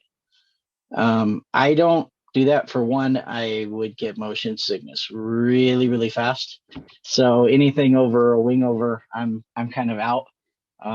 I love flying, right along the ground and top of the trees, and probably a higher risk profile than most acro stuff is. To be honest, because Yeah. those guys are doing it at 5,000 feet, not 3. So Exactly. typically if I have an engine out, I'm like, oh crap, I got about 3 choices within 10 feet to land. So Yeah. it's so, saying, well, what's the best wing? We were mentioned right before we went live, that Sean, you said you own a Prius or owned a Prius, one of the two. Mm. That's great if you're needing gas mileage and you're needing to travel and stuff. I've got a 3/4 ton pickup because I pull trailers all the time. So it depends on what you're wanting to do, your style of flight. Yep. And just because somebody, that's maybe a personality says, oh, this is the best wing, I love this wing. If they don't fly your style of wing, it may not work for you well at all. And with the trikes, for instance, I fly a lot of wings. I fly a bigger size wing than a lot of people do because I fly a lot of, I'm at 3,500 feet here above sea level. And I fly a lot at, 4,500, 5,000, 6,000 feet above sea level where I'm taking off. And to me, I would rather have the short takeoff and landing than I would have the cross country speed. That's why the trim range is great for me. But if you live at the coast, yeah, you can drop down and fly a much smaller wing and do great with it. So, wings are like pants. They fit everybody a little different. So it's not a one size fits all thing. Yeah, and you kind of want what you don't have, is what it, because I mean, I get the wing that I fly now, I get decent fuel economy with it, and but I want to go a little faster, But then if I want to go a little faster, I'm going to get a wing that's a little smaller, and then my fuel economy is going to suffer for it. So, or you can change up the type of wing you fly and go faster. And it's not a bad idea to develop a quiver of wings. So I usually have a more, advanced wing, kind of in that C range, and then I keep a low B or an A wing in the trailer. And sometimes I'm like, oh man, it is really trashy out there today. So I'm gonna jump back and fly a Charger or a Baja or something like that, and this beginner wing, because I want it to be a brick wall up there and not move. That's a good point. And especially if you're flying areas that are not conducive to landing. You know, if you're flying a lot of really rough terrain, places that, you know, if you do go down, it needs to be a spot land. And, you know, if you're going down in brush and that kind of stuff. So, Right. And if your dogs say it's rough, you better not do it. But I'm pumped. Okay. You know what they call that? I just learned the other day what they call that. But I'm pumped. Whatever, What? you know, the drum. Is it a rimshaw? Anyone ever heard of that? Rimshaw? I know there's a name for it, but I don't know what it is. Yeah. Well, anyways, just a little You extra. you see Linda without her glasses, right? You know what that means, right? Yep. Oh, yeah. Time to do a Is thumbnail. that what it is? Eric, All I right. hear you, man. I like I still got my speed They'll button. notice. All right, big thumbnail. I'm good. All right. Okay. That one. Okay. Let's see. I gotta get 1, 2, 3. We got it. Sweet. You're awesome sauce. Awesome sauce. Hey, speaking about awesome sauce, Rim Jim. shot. Avery says it's rim shot. Okay, that's good. Sorry, What's Sean. up, I get Avery? excited about. No. I'm glad that we figured it out because hey, you know, we always learn something on the show, right? yeah. Always. We learned that Jim, he has a printing company called Care PP. So we got him careppg.com for his YouTube. So he has careppg.com for that. We got Will Fly. So Will flies and he puts out amazing content. So to be able to make it to where we can see his YouTube channel, we went and we got him willflyppg.com. So if you go to willflyppg.com, it goes straight to his YouTube channel. So if you don't have a lot of people that have subscribed to your YouTube channel, getting a .com that forwards to it makes it a whole lot easier. Like if you don't know how to get to my YouTube channel, I'll tell you what, just go to iflyparamotors.com. And guess what? It forwards over to my YouTube. Linda, she helps us out with the PR and she helps book people on the show. So we got her paramomusa.com. So if you want to go to her Facebook page, you go to you go to paramomusa.com and it goes over there. Now here we have Joshua. He's a new guy in the house. He has proven that he wants to be on the panel, and he's been here before his show, during his show, after a show. He's always here, even when he only had one eye, right? Yep. When you only had one eye, you were here. So from this moment on, if you go to paramotorguy.com, it forwards over to Joshua's YouTube page. Paramotorguy.com. Now send that one out to your peeps. Paramotorguy. Appreciate that. Nice. Dang, man. You got a good one. Yep. Yeah, that is cool. We got Paramotor a whole guy. channel here, I have to You got- tell you. My So I got a team is question. rocking it. There's you have Mac Para Chargers, you have Mac Para Colorados. Mhm. I'm sure you've flown both of them. Yes. What differences do you find between the two? Pretty big actually. So the Charger, so MacPara kind of has their very docile A-wing, which is the Muse. The Charger is a very small step up from that. So it's a wing that you can teach on, but you can fly it from a beginner up to 100 hours. It's just a good solid wing. With that, it has tip steering, but it doesn't have like 2D steering. You can tie it in as an option. They won't, do that for you. But it's made to be a solid beginner to intermediate wing. So because of that, the brake pressure is pretty heavy. You've got to really crank on the brakes to get it to turn up sideways. The Colorado is a pretty good step up. It's got 2D steering and it carves.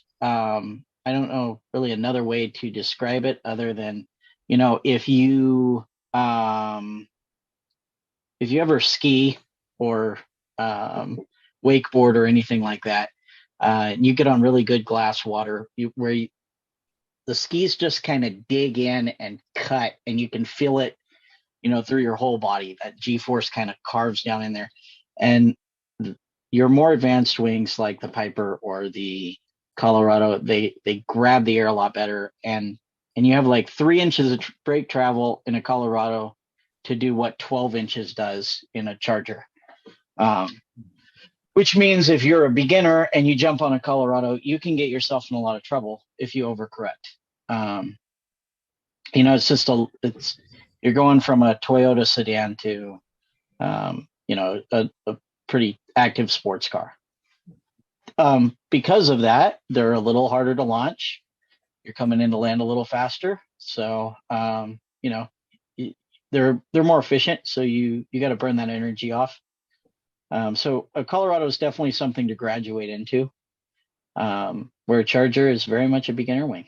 And it's, but I like it because it's, for instance, I've had a Dudek Universal is to a degree just because it has so much trim range. But like what's the Ozone beginner wing? I'm drawing a blank here. Mojo. The Mojo. It's a beginner wing, and you're probably going to be bored at 25 hours. It's kind of biggest really cool feature is I don't think it's possible to overshoot yourself with a Mojo because it needs so much A's on launch. But it really, like, you can hang on the A's and launch. So it's very forgiving in that way and very stable, but it's made to be an entry, A level, and then graduate out of it pretty fast. The Charger's a little bit more active than that. So you can advance on it a little farther, but you're going to spend a little bit more time learning how to kite it. What about going from the Charger to the Piper? Yeah, you could step to it pretty easy because the Piper's a cross-country profile. So the Piper, the biggest adjustment you're going to get is the Piper's a fast wing.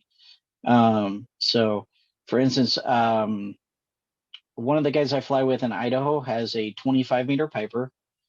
He flies with a guy that is on he was on a Warp, and then he went to a free ride, and I think he's flying something else now, Chris Mackin. And it's like a 16-meter, and if he's not on speed bar, the Piper will keep up with it trimmed out. So it's a very fast cross-country wing, but because of that, it's a solid wing. So you can go from like a Charger to a Piper pretty steadily because it's a very stable wing in turbulent air. So you're not going to get that responsiveness if what you're wanting to do is, get into your wing overs and spiral dives and, really turn up on end.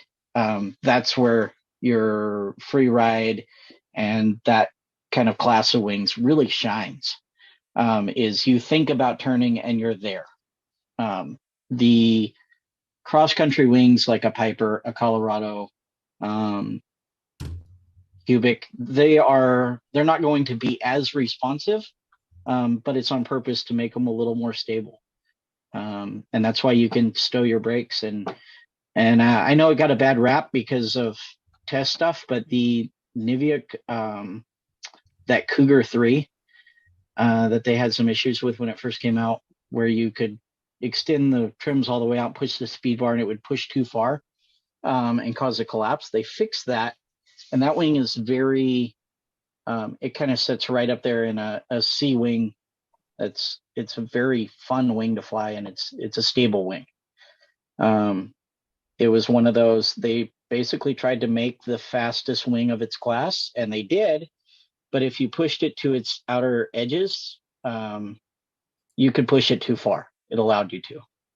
And so they had to go in and redesign the trimmers.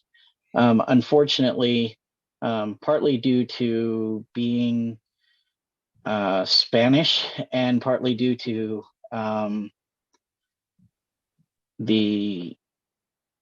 partly the language barrier and partly just I think pride.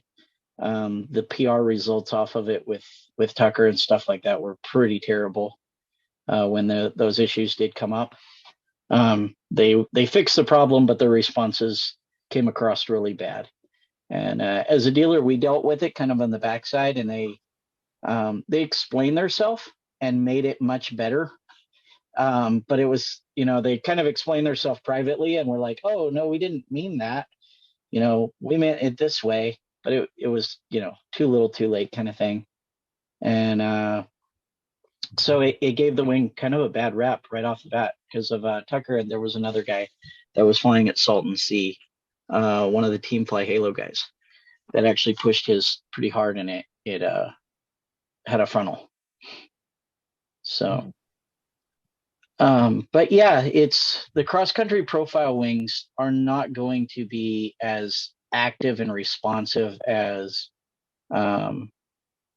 your acro wings and your really, slalom racing wings and that kind of stuff. But they will be more stable in the turbulent air and less hands-on flying in smooth air.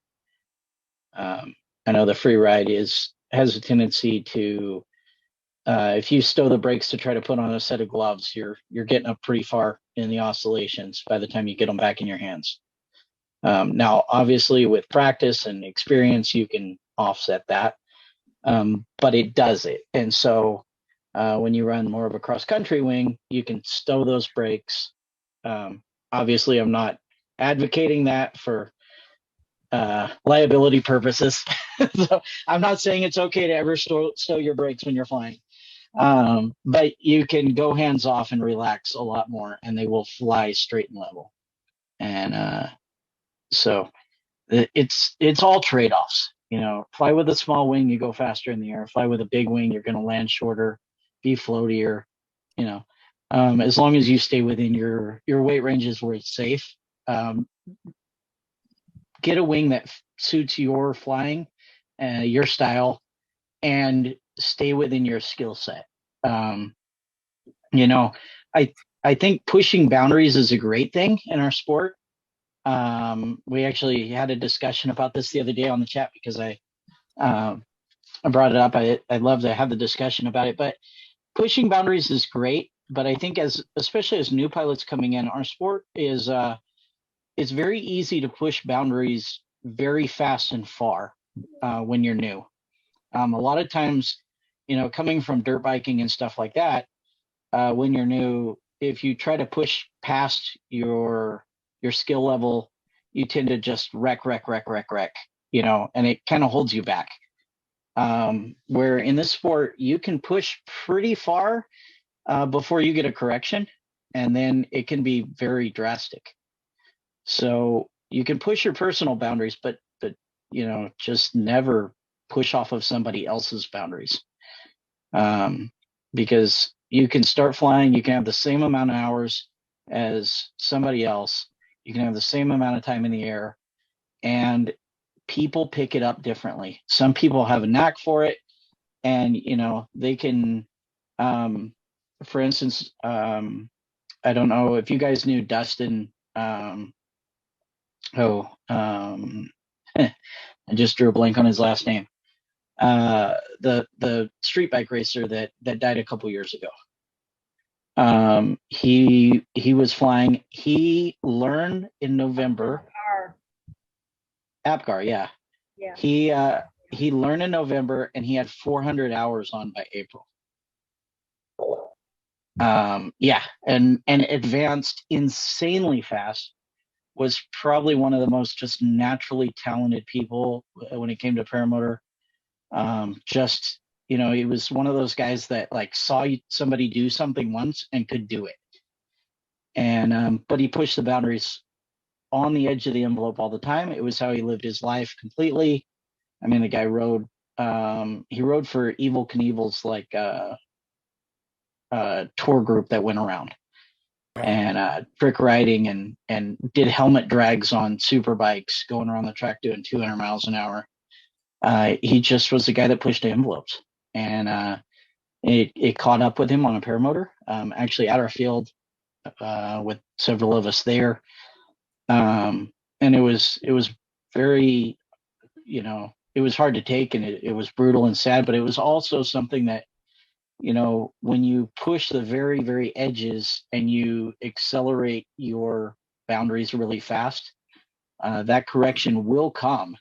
It's just a matter of how strong it is.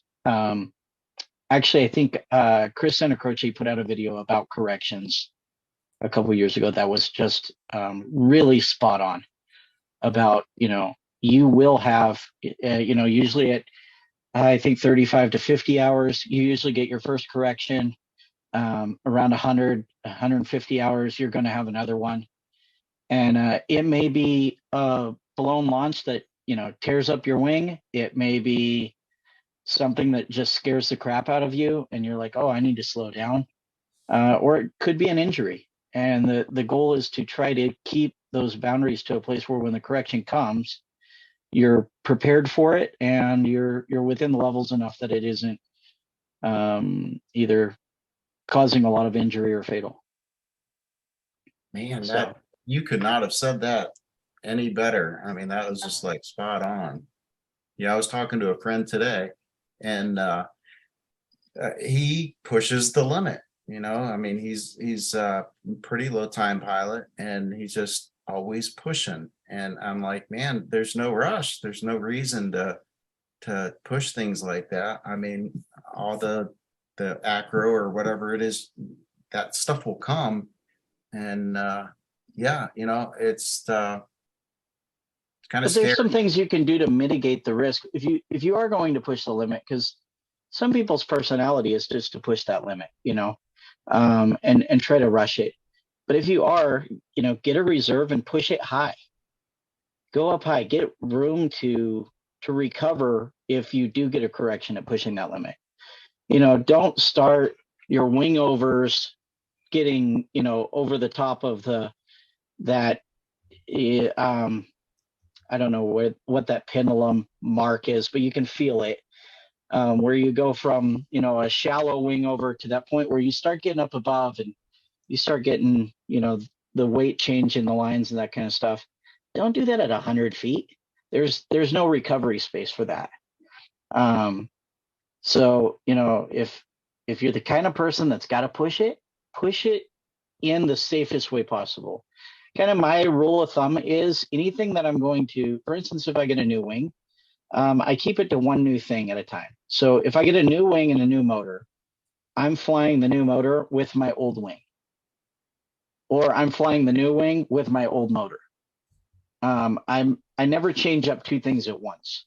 And that kind of keeps it to where, especially like if you jump up in wings or even just adjusting your wing. Sometimes when you get a new wing, the brakes are not adjusted right.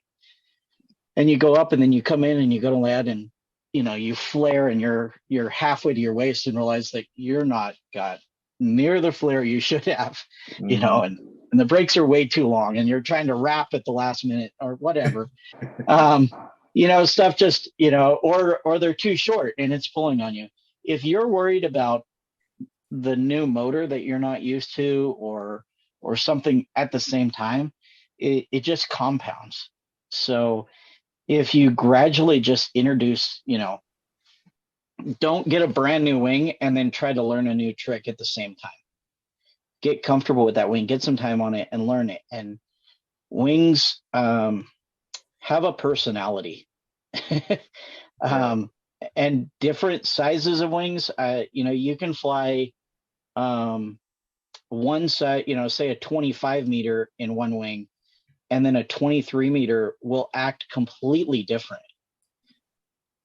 It's just kind of the way they are. And so if you fly the wing, get used to its personality, and learn to adapt to that, then it mitigates a lot of those risks as you advance. Yeah, some of it's just muscle memory too. I mean, you get used to what you're flying, and then just small little nuance change can make a difference and throw you off your game. And the other thing with that is most people, when they learn how to fly, stop kiting. And it's the worst thing you can do. You should always keep on kiting, go out to the field, don't launch, go fly for an hour, land and put your wing up. At least kite a little bit. The more you kite, the more you'll build those skills. Ground handling the wing really does improve you as a pilot, even after you've advanced a lot farther. You start to get the nuance of that wing, and you really learn a wing ground handling it. And it's something that you put the time in when you're new. It's really easy. As a student or getting in, or when you first start flying, it's pretty easy to go to the park and spend 2 hours kiting. But after you learn and you're like, oh, I've only got an hour window. So you take up that hour to go fly. And if you don't watch it, you'll go 6 months without ever kiting your wing. And it's a deteriorating skill. So it's something to really keep up on. It will save you. Amen. Totally agree. Totally agree. Michael Jasper signed up on Paramotor Arkansas, and I issued him a $10 gift card. And let's see, Joshua Marsh was on there, so he got a $10 gift card. Luis Milstead, we got you a $10 gift card. Wade Collins got you a $10 gift card. And John, you got a $10 gift card. Why are people why are you guys not going to paramotorarkansas.com and signing up? I mean, just go there and sign up, and let me issue a gift card, because we're going to be putting a lot of really cool stuff on there. Can we use our $10 gift card to buy a $10 gift card? Unfortunately, gift cards can't buy gift cards, because I tried it. I can't do it. I'm like, oh man. But we did get a couple of people that bought stickers. So if you want to buy stickers with your $10 gift card to see it work, please buy some stickers. We'll send them out courtesy of Jim over from carepp.com has hooked us up with a bunch of stickers that we are sending out. Hey, and for those who aren't familiar with the state of Arkansas, it's not spelled the way it sounds. No. Spelled slightly different. But I'm going to go there. I want to see if I can get a $10 gift card. Yeah. Go to paramotorarkansas.com, sign up. Let me issue a $10 gift card, buy some stickers, and yeah. Paramotorarkansas.com. Sure. Yeah. And make sure you put your name and not just your email address. I got people with just email addresses, and it's not a name. I don't know what that is. So that was a cool sticker. Make sure you sign up with your To actual. sign up, you have to go to that little. How come Arkansas is not capitalized? What? Sorry. Or what? Oh, on my logo? Is that what you're saying? Yeah. Yeah. But then I accidentally cut Jim off. Yeah, So. I think that we're gonna rechange that up, the logo, to where the P for Paramotor and Arkansas, the A is capital. Are you putting a little trailer park over in the corner too? Well, yeah, of course. Not after he gets the capitalization right. So you need to create an account. Is that what you're saying? That's it. Create an account. Gotcha. Just go up to the little person up there, and right underneath the sign it says create an account.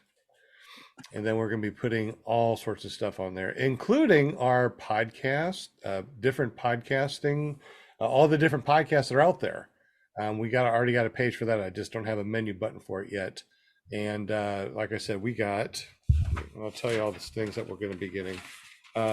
Wings, all the different wings you can possibly think of. We got a paramotor college that we're going to be doing. So all the things that you may want to learn or learn again after going through class, we're going to have that. We're going to have frames, all sorts of different frames, paramotor motors, all the different types of throttles, harnesses. We got the calendar that we're going to be doing. And the calendar, like I said, is you can have 12 of your best paramotor pictures, and Jim will make a calendar for you. And we're going to make that available for everybody here in the future. Very cool.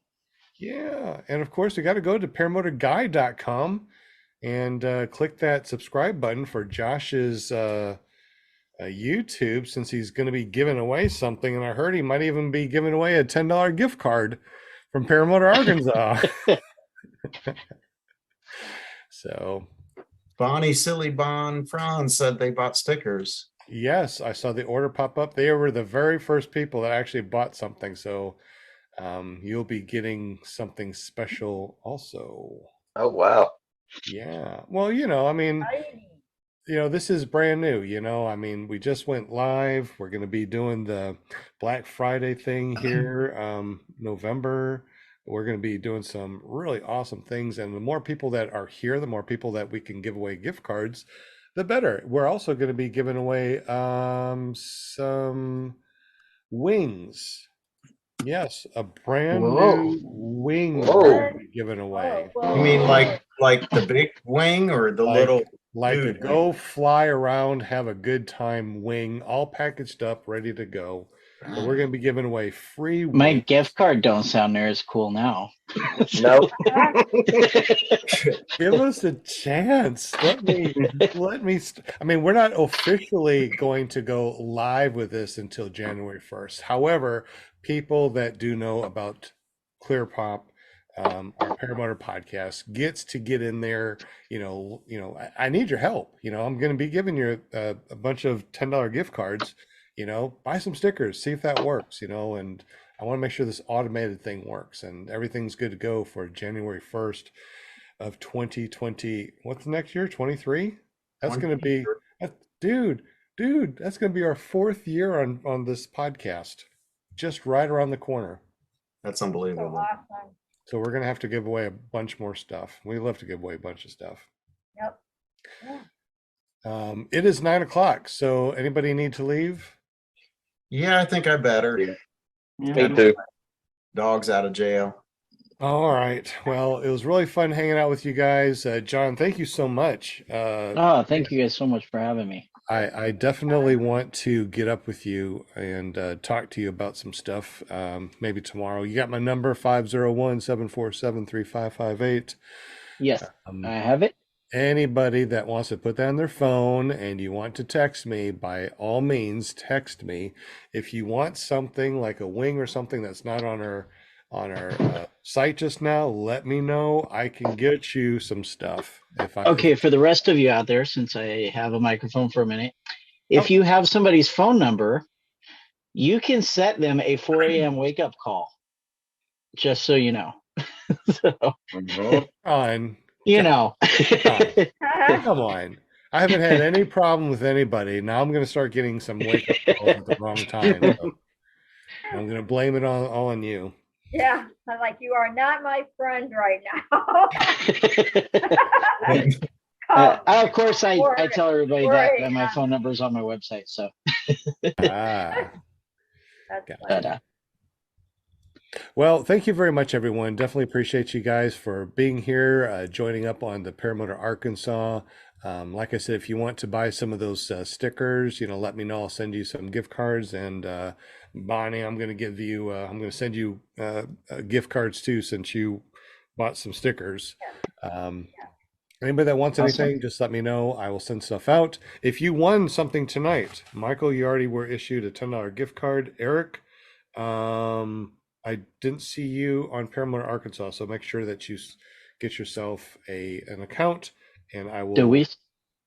What's that? Deweese was actually sent a $10 gift card. Aurora PPG is not on our site, so I can't get you the $10 gift card yet. And if you do, just let me know. Just text me 501-747-3558, and we'll get you. Okay, just so you don't take them off, they also won the hat. Remember, so and the also, magnet. Yeah, exactly. So Deweese won the hat and throttle magnet. Yes. Yeah. So yes. Deweese, I will get the information from the website from Paramotor Arkansas. So make sure that you typed in your address, and I'll send it over to John so he can send you out your stuff. Man, how fun is that? Always getting free stuff over here. Yeah. Very cool.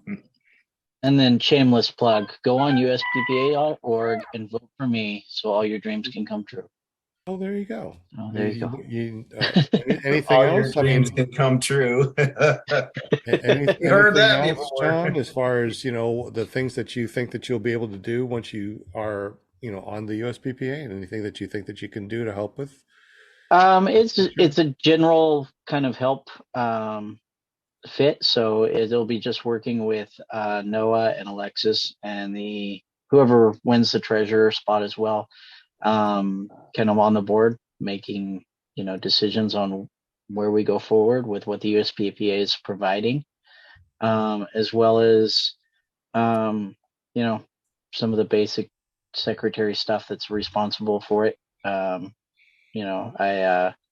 as far as I know, I don't have to serve coffee to the other board members and, take diction or anything like that. But Serving coffee is the best part of being the secretary. Yeah.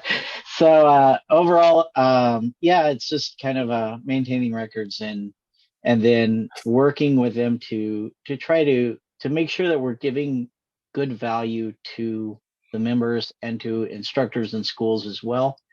That's kind of priority of making sure that instructors have training aids and tools that they can use.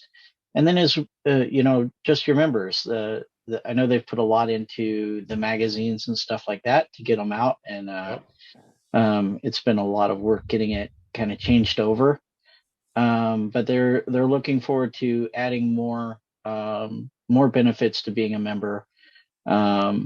Different possibilities of everything from insurance to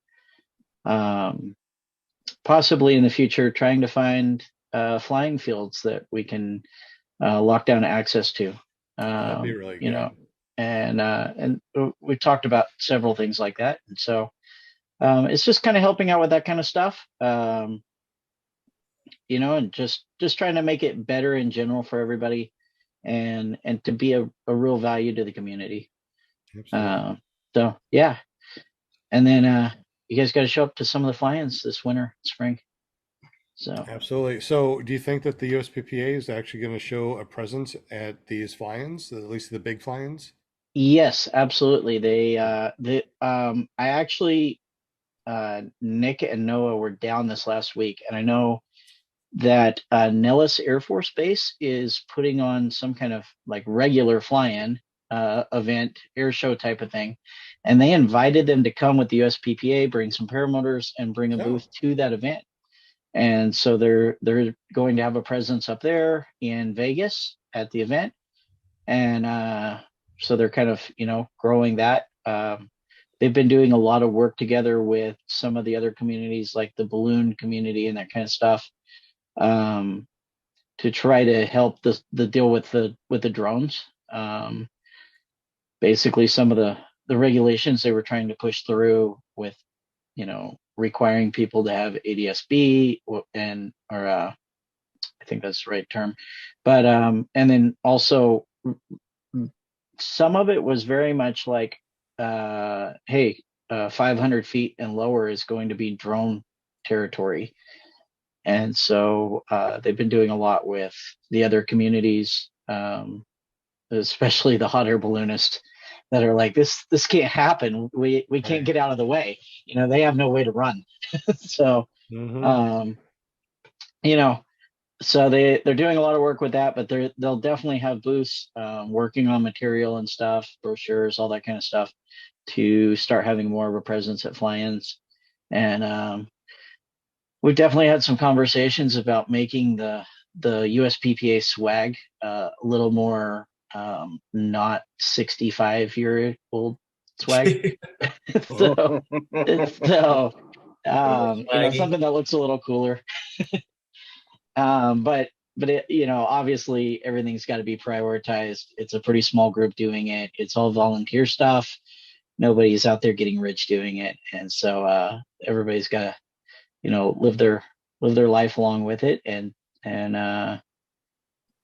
it's a pretty good, I know from kind of keeping up with Noah, like the amount of work that's going into it compared to, for not getting anything out of it other than just improving the community. It's really a labor of love. It's a very time consuming, even stuff as simple as the magazine. I mean, with getting editors and getting the stuff all lined up, it's been a huge hassle.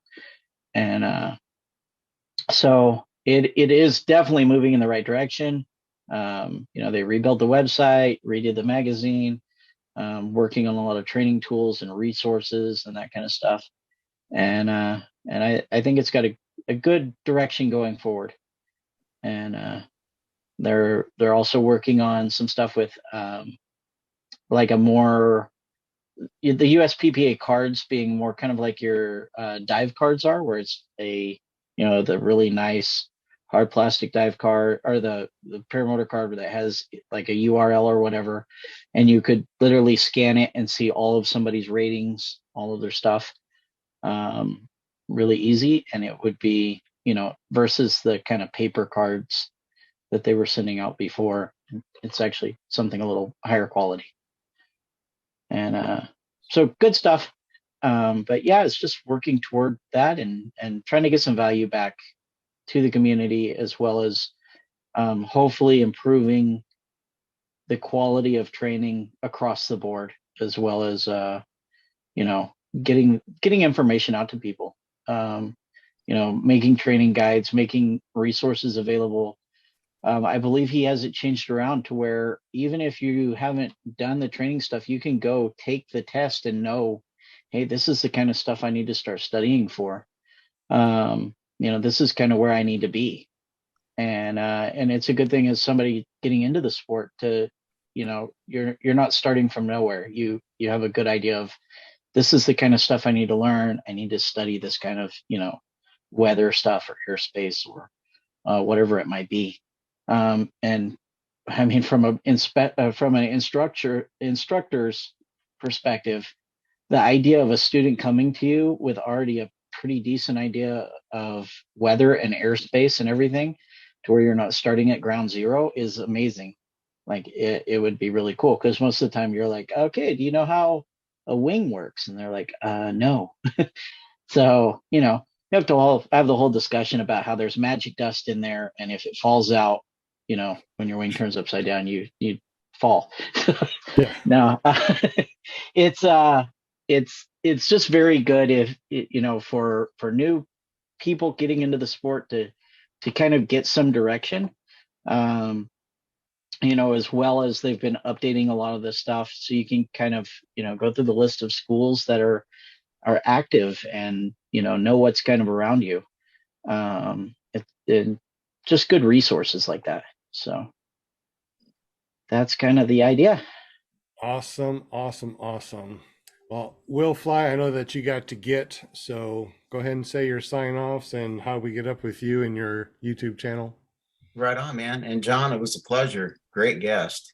Yeah, fantastic show. Yeah, you can get up with me YouTube, just search for Will Fly, or go online to willflyppg.com. Well, thank you, buddy, for helping us out on the spinning wheel of winning things. And I didn't see you on the Paramotor Arkansas, but Jim was there, so he got a $10 gift card and a couple Dude, other people. I made an account. Did you? There, I promise. Is it okay? It must be a different one. It's the beta tester problems. My last name isn't Fly. That's the problem. There you are. I found you. Guess who just got a $10 gift card? Yes. You did. So Eric got one, Jim got one, and Bill got one. So anybody that I see that pops up might get one. So, sign up and we'll see. And of course, text me 501-747-3558. Say, hey, I've been to your site. I signed up, but I didn't get a gift card. I want one. I will get you a gift card. John, I gotta ask you about next Monday, our next Monday show. If we can go, after the show's not live or whatever. Oh, you want to talk after the show? Okay. Yeah. Oh, now you Talk business. Yeah, we gotta talk about Monday real quick. Okay, so let's go ahead and say goodbye, everybody. John, thank you so much for being on the show. Absolutely amazing. Thank you. WinPiratePPG.com. All your links are underneath paramotorguest.com. And of course, down here in the link. So if you want to learn more about John, just go to paramotorguest.com, or any of our guests. We're going to start putting them on this new list, which is going to be really cool. And John, definitely appreciate you. Linda Anderson, if you want to be on our show, just get up with Linda. You can go to paramomusa.com. Joshua Marsh, he's in the background helping us out a lot, including playing all those videos. You can find him at Joshua Marsh PPG or his very new .com by going to paramotorguy.com before over to his YouTube channel. Make sure you hit subscribe and that bell notification. Also, our sponsor, Jim from Canada A from carepp.com. He takes care of us, all the decals, all the stickers, from calendars, everything, right? Jim, what else do you do? Note cards, What's that? business cards. Business cards. Yeah. Business cards. Yeah, what else? I need some business cards Okay. with my new logo. Yeah. I Wow. actually need some new And- business cards. And all I have to do is go to your QR code, click that, and say PPG Grandpa sent me. Hey, me You betcha. sent me. So I get a That's discount. Right? Arkansas. That's Arkansas. Oh, yeah, for y'all. He sent me. Awesome. Sounds good. All right, good deal. We got everybody right. So John, thank you very much. Thank you, Will Fly, Linda Anderson, Joshua Marsh, Jim from Canada A, and me, PPG Grandpa. We're going to go offline real quick because we got some things that we're going to be talking about, including what's going on next week, Monday, which is Halloween. Yeah. Ooh, We have to Halloween do show. something on Halloween, huh? And Yeah. probably give away some Danny cool Williams. stuff too. Mhm. Annie Williamson's going to be on board next Monday. Danny's going to be on the house, so make sure that he's on our guest chat, right? Yep. Danny, Oh, absolutely. Danny, if you're watching this, make sure that we get a bio and a nice little 3-minute video, which you saw in the front of this one, John. That little trailer video. I guess Yeah, you sent that that- to me for funniness, but yeah, I kind of did, but but it worked out. it was Actually- that worked out great. That was awesome. Yeah, really so like that. that's my middle child, and she is a mess. And she was doing tons of these little videos. She actually did one about horses that kind of went viral. And so I was Sure. giving her a hard time. I'm like, hey, when are you gonna do this and do stuff for me and make me money? And she's 5, love and it. so I love it. she was always like, Dad, no, it's for fun. And then so I was out of town and I came back and they're like, hey, we made you a promo video. That's So Very but- cool. Very cool. but yeah, she's like that all the time. So it's love it spices up life. So good There you deal. go.